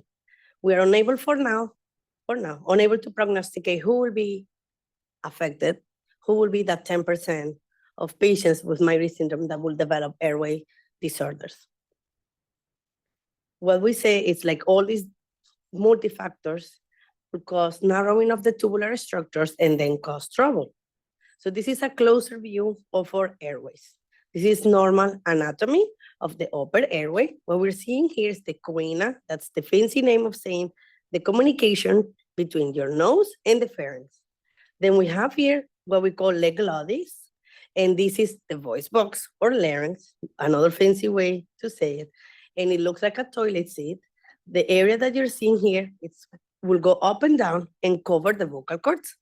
The vocal cords are opening and closing and want to stay closed with the voice box to keep food from going to the wrong pipe. We want the food to go to the GI tract, esophagus, and not to the airway. And this is a way that we were created to be able to protect our lungs. After you go through the vocal cords, then you have what we call the subglottic area, because it's the area below the voice box. This is usually the area of problem in Myhre syndrome. And then after that area, we go through the windpipe, which is looking here. It's a windpipe, it's a straight pipe, and then divides to right and left, okay? So what happens in Myhre? We have multi-level airway stenosis. So we can see what we call coenal stenosis. So air will not go from the back of your nose to the throat. We have issues of laryngeal stenosis. Sometimes you have a scar tissue specifically on the voice box. Then you can have subglottic stenosis. That's stenosis and narrowing of the area below the vocal cords. And you can have tracheal stenosis as well. Some has been reported, it's like thinking about this, we can maybe there is at the same time some scar tissue and fibrosis in this thin layer that I told you I need to be thin to be able to allow exchange. Sometimes that tissue at the same time can be thick and then will make more difficult the exchange as well. Then we have in the lower areas, in the lower lungs, this is something that we drew a long time ago. It's not only the upper airway, as I said, you can have bronchial stenosis in any location, in any part of your lung. And the narrowing of these tubular structures, you see how the diameter goes from very big to very small when you have the scar tissue. And that's like breathing through a straw. And what happens when you're breathing through a straw? Oops. Is the resistance increase because the air has more limitation to go in and out. And then the airflow will be decreased as well, okay? On top of this, I didn't add it here, but if you have limitations for air to go in, you will have limitations for secretions to come out as well. So you have airway clearance impairment in those areas of stenosis or narrowing. Then what symptoms would you see in patients, any patient with any kind of any narrowing of their airway? Number one sign would be a shortness of breath. We all are, well, I don't run marathons, for example, so I will have shortness of breath if I start running, you know, if I'm following my kid and I'm running, I will have shortness of breath, but this is out of proportion. Patients are trying to go up and down stairs and then they're exhausted and like showing signs of distress. They're using all their muscles to try to breathe. And it can get as severe to the type of patient that's sitting in the sofa, watching TV, and then unable to take a breath. So that's the degree of shortness of breath that you can see. The fancy way to call it is dyspnea, exertional dyspnea, or dyspnea at rest. Then we have noisy breathing. If you're breathing through a straw, you for sure are going to cause more noise because the flow is more now turbulent. It's trying to go through that obstruction. So you have stridor, if it's in the upper airway, usually in the glottic area and the vocal cords, you will have like that type of noise, that's stridor. And then you can have, and if it's in the distal airways, wheezing, and they will sound like this. Sometimes it's obvious for you as parent to listen to it and like, something is off with my kid. Or sometimes it's not obvious and just, you need a doctor with a stethoscope to listen like, I'm listening some wheezing here. This was not there before. I need to do some workup and figure out what's happening. Then we have sleep disorder breathing. So we say you can have a scar tissue in the queen, maybe it's not severe. It's not causing complete narrowing. Or we have mild glottic stenosis. But then when you're asleep, in deep sleep, the tone of your muscles go down. So the chances of obstructing the airway increase when you're deep sleep. And that's when we all can snore. But the problem is if you already have at baseline some narrowing on the airway, then the snore can cause low oxygen levels and then cause what we call obstructive sleep apnea. Those are patients that are snoring, but on top of that, they're gasping for air and having pauses to breathe when they're sleeping. And that's a sign of something is going on as well, because maybe at the beginning you were not doing that, but then you gain weight and then you start snoring. We need to get more information about it. Then we have chronic cough. So as I said, if air is unable to go in or has limitations, secretions cannot come out neither. So if you get infected with a viral infection, usually your cough will last 5 to maximum a week, 2 weeks, and that's it. But when your cough is lasting 3 weeks or more, that's when we call it chronic cough. And that tells us that something is off. Is there any limitation in distal airways? Why this patient has this wet cough after each one of the viral infections and keeps getting hit with antibiotics, steroids? It gives us a red flag, like something is happening, and we need to do more, dig more on their history. I wrote here chest pain because, per all the reports that we have so far, that the scar tissue and this fibrosis can affect the thin layer that's surrounding the lungs. That's called pleura. And if it gets too thick, it can cause long-term pain in those areas. At the same time, if you're coughing all the time, you're using all your intercostal muscles and you're going to have pain. When we get sick, it's like, oh my God, I'm coughing like crazy. And sometimes you have abdominal pain. It's part of the same. All the muscles are exhausted of trying to bring those secretions out and just start having chest pain as well. So what do we do for diagnosis? Right now, there is no specific screening recommended regarding the airway, but this is what we have on our toolbox. We can do lung function testing. We can do spirometry. It's if we have a patient that's able to cooperate and able to seal around the machine and blow, insufflate air, and then blow for at least 5 seconds in a row, then we can get what we call lung function testing, and we can assess if there is any limitation or airway obstruction in there. And it's helpful as well to even, sometimes we can diagnose open airway obstruction with that testing. This is how it looks. But then we have patients that are unable to do this, and then what we can do is something that's called impulse in oscillometry. That's not in every institution is present because it's mostly used for research. We're learning how to use it, but it's a way to assess for airway resistance. Remember that we said, oh, the flow goes down, the resistances go up. We can gather those numbers when we do the incentive oscillometry, because we are measuring not only the air going in and out, but we measure the sound wave. They administer, like they give, like they really bring and it's oh my God, I can say it. I mean, there is a noise box that would have there and make the noise go in and out, and they measure if the wave coming back decreased or not. So it's a indirect way to assess for airway resistance and airflow as well. Then we have imaging. If something is off, the spirometry is not adding up, you can still get chest X-ray. It's a basic way to assess for your airways and your lungs, but the best way to take a look is a chest CT. And a chest CT with contrast, most likely, will be able to tell you if a bronchi or there is an obvious narrowing on your trachea. For patients that have any sleep disorder symptoms, snoring, pauses, gasping for air at night, waking up, then being very sleepy during the day or extremely hyper during the day, then you can get a sleep study to give you more information and see if there is obstructive sleep apnea as part of the problem. And then this is my favorite because I'm not just a lung doctor, but I do a lot of airway disease. It's doing an airway evaluation. So the airway evaluation here, we do it's pulmonary and ENT. We do flexible bronchoscopy, which you are seeing here.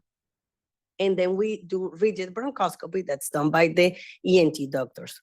Why we combine both? So the ENT doctors are able to assess better the voice box. It looks like a sword, as you can see, but patient is sedated, not feeling any of this. And you can take a closer view and picture the glottic area, and there as well can measure if there is any narrowing on the area below the vocal cords. They can even measure how bad it is, and they can even try to intubate the patient and assess the severity of the narrowing. Now, us as pulmonologists, we're unable to do that. Our scope is like a spaghetti, but at least if there is a very bad narrowing, our scope will try to go through it and then take pictures of what's happening and can even intervene in the moment if there is anything distal. Imagine that sword cannot go more than right and left and comes out, right? Then our scope can go through subsegments of the lower airways and assess if there is anything maybe distal in the first segmentations of your bronchi that's going on, and we can intervene about it as well. But this is depending of each institution. We have ENT doctors that have reached out, are big bosses, even doing flexible bronchoscopy, and they don't need the pulmonologist in there. So it depends of where you are. For example, in Cincinnati, they will for sure do both of them because they like the expertise of both people, and because ENT does not do as much as flexible bronchoscopies as in other institutions, for example. So it depends of where you are. When they're offering you the airway evaluation, if it's going, sometimes ENT will go first because there's the surgeons and they have best timing and scheduling in their OR, and it's later they say, oh, this is a problem, and they will call pulmonary, we need you. There is something in the right side that I cannot reach, and there is a narrowing that I'm unable to access, and then we will join together as a team, okay? So what do we do about this? So number one, spread awareness. And this is very important, that whenever patient is going to the emergency room, it's maybe requiring an urgent surgery. It's maybe going to end up in the ICU, to be aware and notify the ICU attendings and the anesthesia team, hey, my daughter, my son has Myhre syndrome and Myhre syndrome. And I need to make sure that you're aware that if we traumatize too much this upper airway with tubes in and out, we can cause long-term trouble. So if no need for intubation, perfect. If it's needed, then please, we need to use a smaller endotracheal tube that it's adequate for oxygenation and ventilation, but at the same time keeps the patient safe, but trying to use the size that's not traumatizing the voice box and the area below the voice box, okay? So but if general anesthesia is needed, no one is going to do a cardiac surgery without an endotracheal tube. So, it's more like a discussion of safety versus dealing with long-term complications, because this is a factor, but not necessarily a cause of the trouble, of the problem. So we had several patients that can be intubated, nothing happened. Even we have patients with other type of disease, like or babies that spend weeks in the NICU because they are preemie. Some of them had the tube in for a month, 2 months, nothing happened. And then we have babies that only spend 2 days within the tracheal tube, and they develop subglottic stenosis and narrowing. And we still, on those babies, imagine we still don't know why you, with only 2 days, develop this degree of stenosis versus you that's been intubated for almost 2 months and didn't do anything. So we're still learning even in patients without Myhre. So we're trying to learn, like, this is a factor, but how bad of a factor it is. So trying to prevent, this is what we're telling everyone, like if by any chance, anything is needed, try to use a smaller tube if possible. So what do we do when we find these lesions, this narrowing in the OR? So we have something that's called balloon dilation. This is my scope. We introduce there or balloon. And what you're seeing here is, like, for example, there is narrowing on the right side. This is the carina, left, right. And the end of the scope, as you can see, we slowly inflate the balloon. So you can see it here. Slowly inflate and slowly, gentle, try to dilate the airway and try to keep going from small airway to bigger airway, trying to like legally stretch the tissue, but very gentle to keep the airway open. There is another fancy way to do these things right now that we're using more and more. Adult ward has been using it for more than 10 years, and now we're using this in the pediatric ward.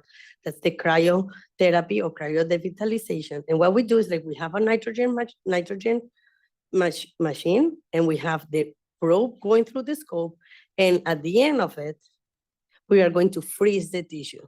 And what we're trying to do is trying to avoid like cause like a type of like apoptosis and maybe even necrosis of the tissue to not allow it to grow again. Trying to see if we can like avoid more scar tissue in the area. And this is how cool it looks in the scope. Let me show you. Yeah. This is the tip of the scope.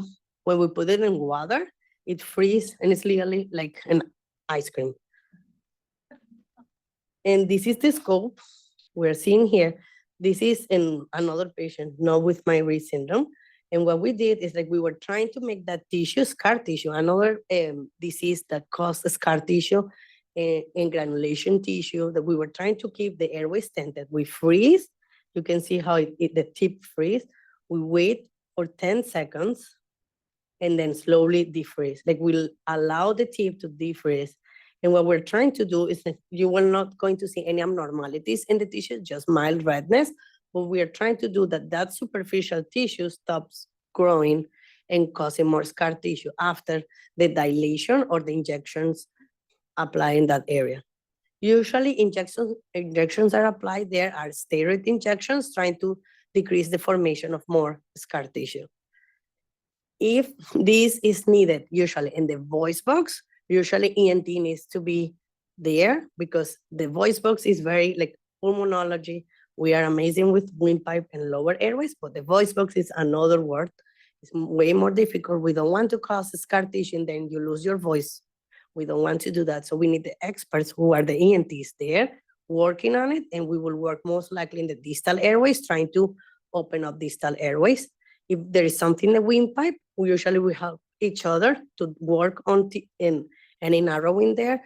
They will do the balloon dilation, say, okay, it's safe. Then we'll go back and freeze the area to try to see if we can keep it open. What else do we do?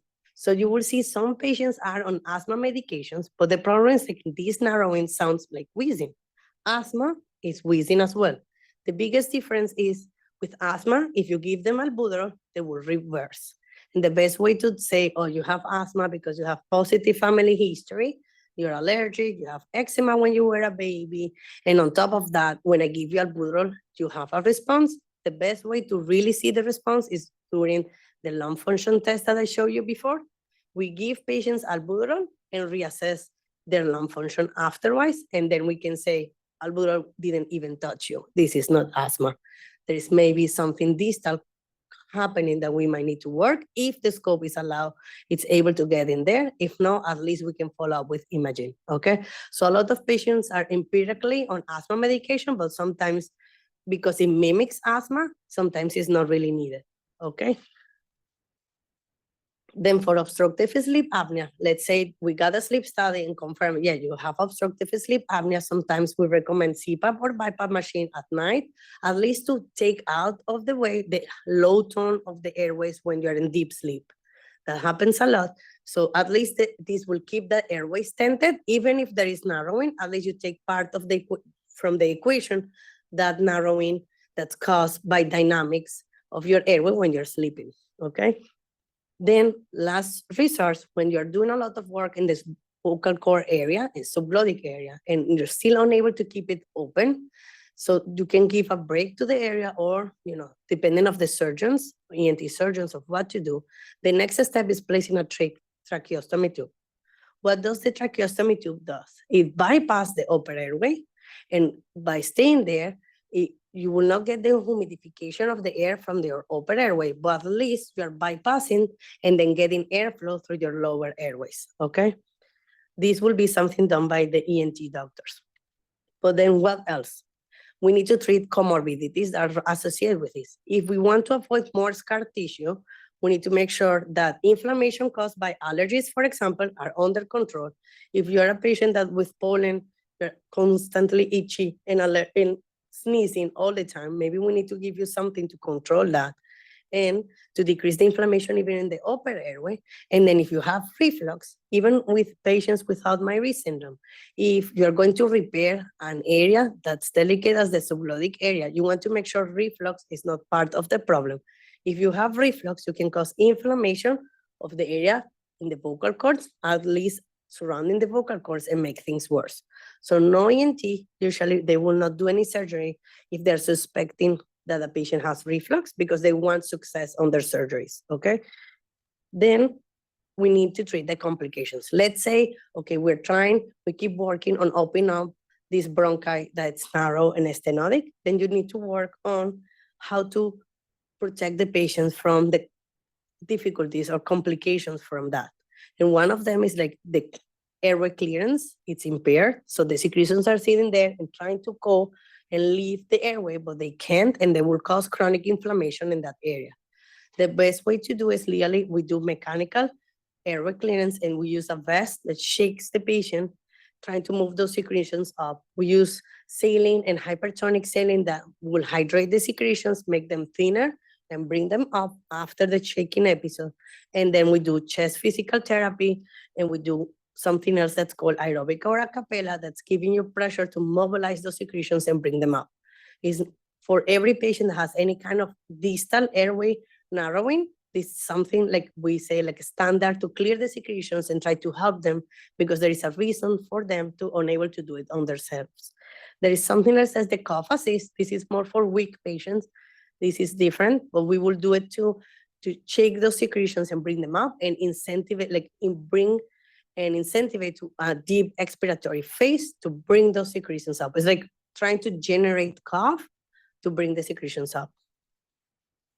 So this is one case that we had that has tracheal stenosis / subglottic stenosis, is the yellow arrow.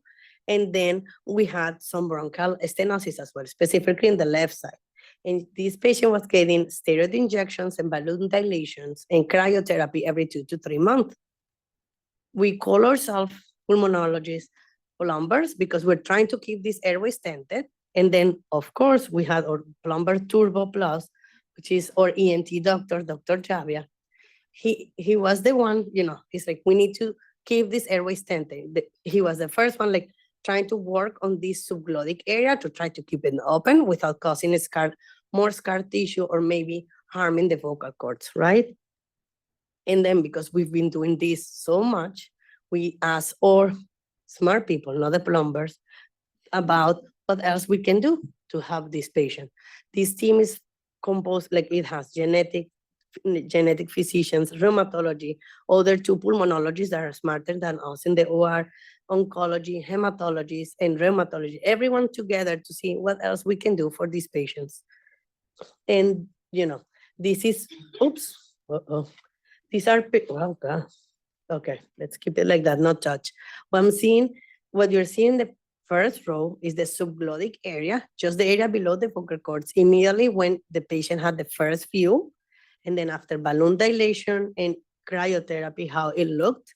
And then, what was our goal? To keep it stented without intervention. And what you're seeing the second row is the lingula. That's a segment of your left lung that, it was very narrow, dilation, cryo, and trying to keep it open, right?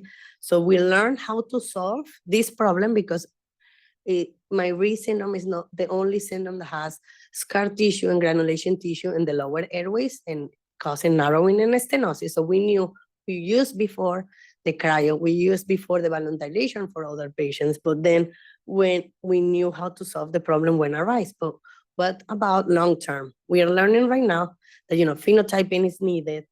We need to learn how to grade the severity of this disease and how many levels do we need to say this is severe, or only with subglottic stenosis, it's already enough to say it's severe. We are learning that as well. How frequent we need to do the interventions. We were overcautious, doing it every 2 to 3 months, just to assess, is there any re-narrowing? What else do we need to intervene again, And then this is the biggest question, are there any drugs that we can use that's been used in other diseases about to avoid the fibrosis tissue and the narrowing of the airways to try to keep them stented instead of bringing up in and out to the OR the patient. And that's what we are learning as well, like too many brains together, and like what else we can do regarding the TGF beta receptor and like channel, and how to make it, how to intervene in that very like extensive, like the physiopathology of the disease, what we can intervene to make, to instead of doing mechanical and do plumbing, just apply medications and maybe avoid the narrowing. And so do we need clinical trials? Most likely. And well, that's why we're like, okay, there is more to come. There are drugs that are being used in and out. We need to work and assess how we can use them safely and without jeopardize our patients and jeopardizing the research about these medications. Okay. So well, in summary, we see the airway pulmonary issues in 10% prevalence of or Myhre patients. It's usually multi-level airway stenosis. Signs and symptoms awareness is important, so you can find out if something is going on. We don't have any screening. We don't do screening regarding airway evaluation because it increases your risk of like why to have you going under sedation if you are not having any symptoms. But then maybe having routine spirometry or lung function would be enough to assess and make sure that at baseline you have normal lung function. And if something happens, repeat it, and then we can compare. And we know that pulmonary ENT monitor is needed for those patients that are having symptoms, just to assess if this is narrowing or something else. And it's important that the awareness for other providers are taking care of your kids. Interventions can be offered. As you can see, we do cryo, we do dilations, we can do injections of steroids, and more research is needed. Drugs are popping up here and there that can be maybe used to avoid the fibrotic tissue and the scar tissue in the airway. Okay. So, well, any questions so far? Of course. Yes. Amazing. Thank you. Hands went up. I saw them. Where am I going? I'm Yes. going. Okay. Michelle, we haven't heard from you yet today. Here we go. Hi there. So you said the balloon dilation, injection, and cryo is becoming more popular amongst the pediatric Yes. world. Yes. And then how you were saying 2 to 3 months was aggressive for you. What are you deeming as the average, and how many times can you offer that intervention? That's perfect. So we can even offer this type of intervention monthly. We've done cryoballoon dilation like as much as needed without causing like irritation. Like if we see that the area, that's why we take a look first before doing any kind of intervention. If the area looks very beat up and like scar tissue is starting to develop bloody, we will say, let's give it a break. Let's take a look again in 2 weeks, for example, for this type of narrowing. But yeah, we can do it every month. We can do it every 2 months, every 3, as much as needed. We have, as I say, there is a disease that's called GPA, that's like it's a type of illness, rheumatological illness, that they will develop this scar tissue in the lungs. And we do this kind of intervention for one of them every 2. We space to every 3, then we space to every 6. And now he's coming for yearly assessment diagnostic. If we see any narrowing, then we intervene. Okay. Where else did I see hands? Are we over this way? I'm coming. I'm gonna come back to you guys. I'm starting up here.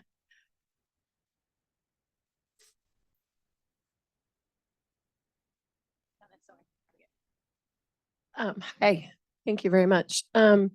So I don't know if this is a question for you or ENT more, but and maybe Dr. Lynn can help with this as well. But our son has enlarged tonsils, very large tonsils, and so it has been recommended that he have a tonsillectomy. We're from the Kansas City area, and so there's not a lot of specialists there that have seen this before.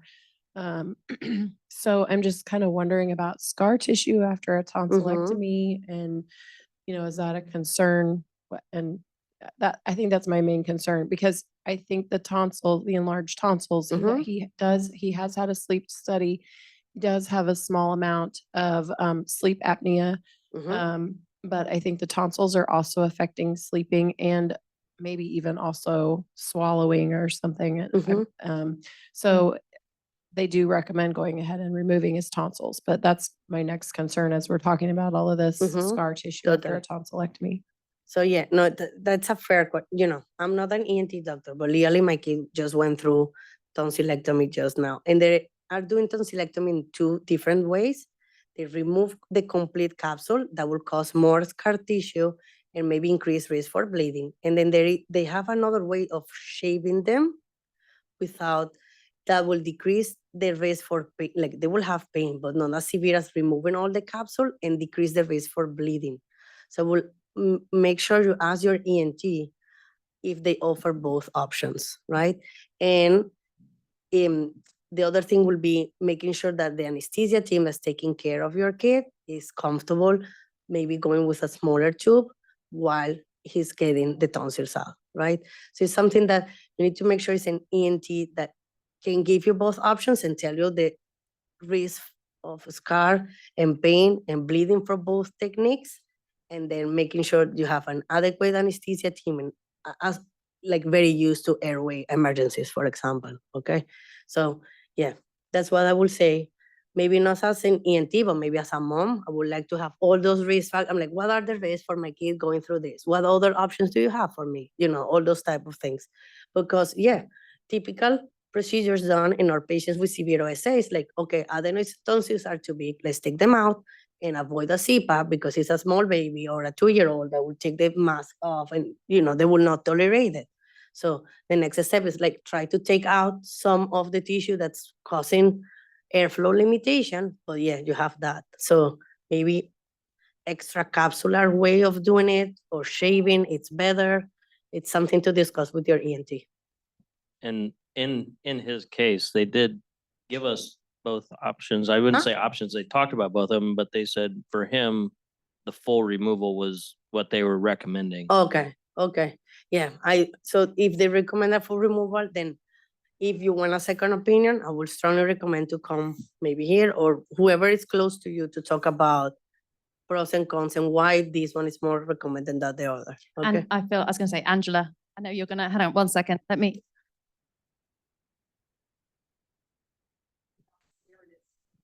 I don't like to talk to doctors through the parents, but I think it's maybe the best way. Make sure your doctor understands what we call the pathophysiology is what's going on in Myhre syndrome, okay? Not just why we're concerned. And as I said, the bottom line is if your doctors are concerned, if you reach me, I'll have them talk to the ENT doctor. Sometimes peer-to-peer works out best, Yeah. okay? Like for example, Dr. Javia or one of our airway ENT doctors or the ENT team in Mass General, you know, that are very used to Myhre syndrome or any scar tissue pathologies, just to, you know, reach and decide what is the best for your kid. Because I understand, I will be anxious too. I don't want my kid to now develop subglottic stenosis because they intubate him for a tonsillectomy that's very benign, okay? So it's something that needs to be discussed. I'm going to Don, then I'm going to Alana, and then I'm coming there. Hi, two questions. First one's really quick. The one case that you showed with the 4 plumbers and the plumber turbo plus, was that a Myhre syndrome case? It was a Myhre syndrome case. Okay, perfect. Then the other question is there a point at which, say, excessive exercise can accelerate fibrosis of the lungs and the airways? So there is no proof of that. We pulmonologists love people to exercise because we like air to go in and out free and move secretions out too. So if you're exercising, you're using your muscles as well, that covering your chest, your intercostal muscles, everything is being actively working to clear those secretions and to keep the airway stented and allow air in and out. No, there is no trauma caused by going air in and out faster when you're exercising. So we like it. It's like doing the shaking. We have patients with cystic fibrosis. It's another disease that sometimes are athletes and they're working out and best is even doing less than what they are doing with their playing soccer, swimming, running marathons and all this stuff. I'm like, perfect. You are clearing your airway and amazing, you know? So we liked it. No issues. If the patient wants to exercise, go ahead. We're up the back, hanging with the cool kids. Here's Alana. Chasing the cool kid. Type 3 difficult airway with a left-sided vocal cord paralysis. He has all of that. Like this is Okay. this is probably my biggest plague every day is this. We've never been offered any of these treatments. How Okay. do I advocate or ask for these things? I just like, hey, can I have a cryo ENT? Like, how do I get it? Yeah, so the first thing will be, the team needs to have, like, if it's a grade 3, are we sure about that? Because he's running and exercising without having any stridor. That's what I'm wondering. He has a chronic stridor, actually. He does, Yeah, okay, You perfect. can hear you it right now. He does go Okay. all the time, Okay. right now. Yeah, so that will be, the advocate will come, from your own team. They need to get imaging, assess, they already know the degree and severity of it, and then decide to do it if they want to do it. It depends at the same time if you have in your local hospital, the team that's has the instruments and the toys to do it as well. That's the other thing. He's at Sick Kids in Toronto, so I'm gonna Okay, ask. so it's in Canada. Yeah, Yeah. it's in Canada, so I'll ask. Yeah, But I think- and I can tell you, there is one, I can connect you with one of my friends who was in Cincinnati. She came to train with us about these procedures and then went back to Canada. I don't think she's in Toronto, but something that can be connect people, that's. Okay, I really appreciate that. And I think my only question was like, maybe this, I'm just inferring. When you can do a coarctation repair of the heart, there can be a recoarctation. In this case, could there be like a re-narrowing of the airway if you do these procedures? So yeah, there is, and that was happening with our Myhre patient. She developed, like, that's why we were going back and forward every 2 to 3 months, because she wasn't re-narrowing the airway back and back, and sometimes she even parents would recognize that she was having again symptoms, and that's when research, clinical trials, everything, it's coming to like, we need something better than just opening the airways, because we're seeing recurrence of the narrowing. So what about antifibrinolytics medications? What about, so there is a chance that maybe they decided not to do anything because they're like, the chances of rescarring are high, or well, we don't know how high are they. So maybe they're like holding off instead of intervening, just letting him be. I don't know. That's something to discuss with your team and telling them, look, these are the things they're doing in other places. Okay. I know there's a question here. I'm on my way. So my grandson's already had one sleep apnea study that was negative, but he's still snoring, mouth breathing. I mean, should they go on to try and do other testing to find out get more data on what's going on? No, that's a smart question. So this is, we have something that's called benign snoring. They're snoring very loud and mouth breathing, but they are not really obstructing their airway. It's just the vibration of their palate that's floppy, right? So sometimes it's not associated to oxygen levels that are going down, no CO2, and then no apneic events. So no interventions are needed. Now, patients or they're kids, they're growing, they're gaining weight, and sometimes things get worse. So usually if the symptoms persist and then you start having more and more symptoms, repeating the sleep study makes sense, okay? So I had a patient with a normal sleep study when I was a fellow first year, and then she gained too much weight, things happen in life. And then when I got the sleep study at the 2-year mark, I'm like, oh my God, now this went too severe. What happened to you? And like, all the back-to-back infections, she had huge tonsils, she grew, she gained weight, these things happen, chronic congestion, chronic back-to-back infections, then we recommend them go through the ENT route, take the adenoids and tonsils out, and then we repeated the sleep study and say, oh, this looks better, or if CPAP is needed, then it will be done, okay? But something like if that's happening and the sleep study was recent, we are fine, but it's something that can be done, like at least we usually give them a maximum of a year if we start having symptoms again, and like, this is not getting better, and there are changes in that year, because as we said, they're kids, they're growing, gaining weight, having infections, tonsils change, adenoid tissue change, because it's lymphatic tissue, so it will grow, and we repeat the study. Okay, we've got two more, and then we'll. First of all, my sister in Florida says thank you for providing the Zoom link because she's learned a lot from this conference. She was unable to attend with us.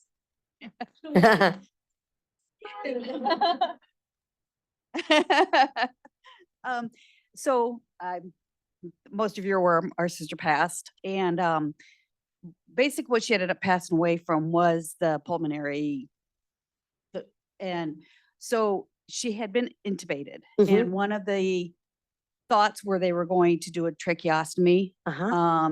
But then as she got weaker, they felt that she probably wouldn't even survive a tracheostomy. Is that, I mean, just because they felt that it was like 2 minutes that she would be without any type of aid to breathe.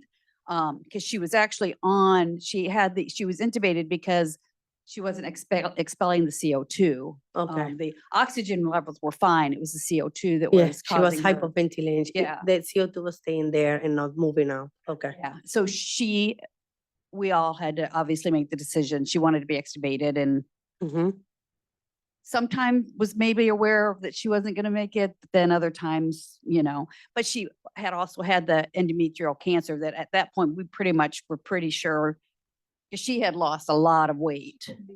Yeah. Yeah. So, but I mean, is that possible that with the tracheostomy that she may not have made it just because she was going to be without oxygen for a couple of minutes? So you need enough strength in the patient to be able to tolerate that time, right? And I don't really know how weak she was and how bad she was, how the condition was with the chemotherapy and all what's going on with her to tell you if she was going to last or not. But the team there maybe say, we have already a terminal disease.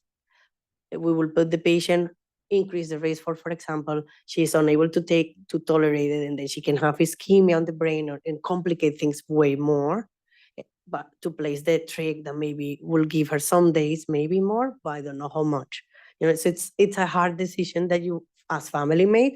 We was like a pros and cons of like, we will have a safe airway, but we were dealing with all these things, and then the complications rate of placing the trach were higher than other patients too. So, no,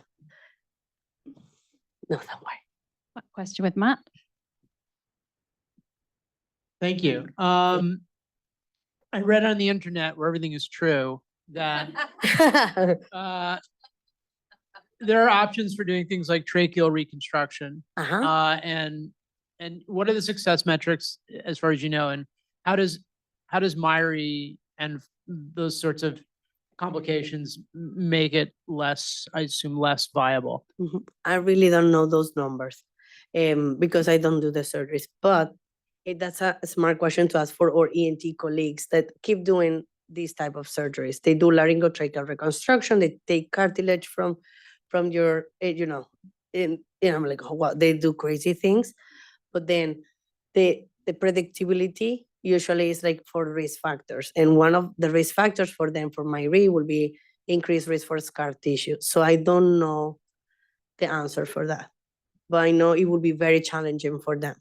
Or you can find even a turbo plus plumber, and you need to sit down and talk about the pros and cons, and it needs to be a person that's aware about the physiopathology of the disease, okay?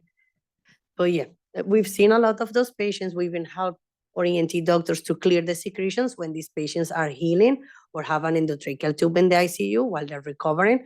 Just because they're unable to clear their secretions, we just go in and clean up. And sometimes we even go after they're done with the procedure just to show them how things are looking from inside. So they do it a lot here. They do it a lot in Cincy and a lot of places where you have an airway ENT team. But I don't know the answer for that. Anto mentioned earlier about ensuring that your doctors know, and as if by magic, we have one we prepared earlier. This is something that Sandy Taylor did on our board, and she's had them printed. 1 or 2 per family. They are for your wallet, and it talks about intubation risk. It's just a quick handy guide for you to hand someone. If you want more printed, we'll get more printed. So if you can just take only a couple per family for now, email me, we'll get some more done. You can give them to your schools, you can give them to your wherever. So that's just another handy hint. Angela. Another technique is something I give to my patients. It's called the ED passport. It's a 1-pager. It includes a summary of the risk for Myhre syndrome. You get to fill in what is specific for your particular child. It includes my name and Dr. Lindsay, as well as like our email address. Also gives links. So it's meant that if you walk into the ED, nobody's paying attention. You flash that in front of them. It does say Harvard on it. Maybe it'll impress people, but we're trying to help you. We'll send that link out with our post-event survey. Thank you, Anto. Thank you for finishing up our first day. Absolutely.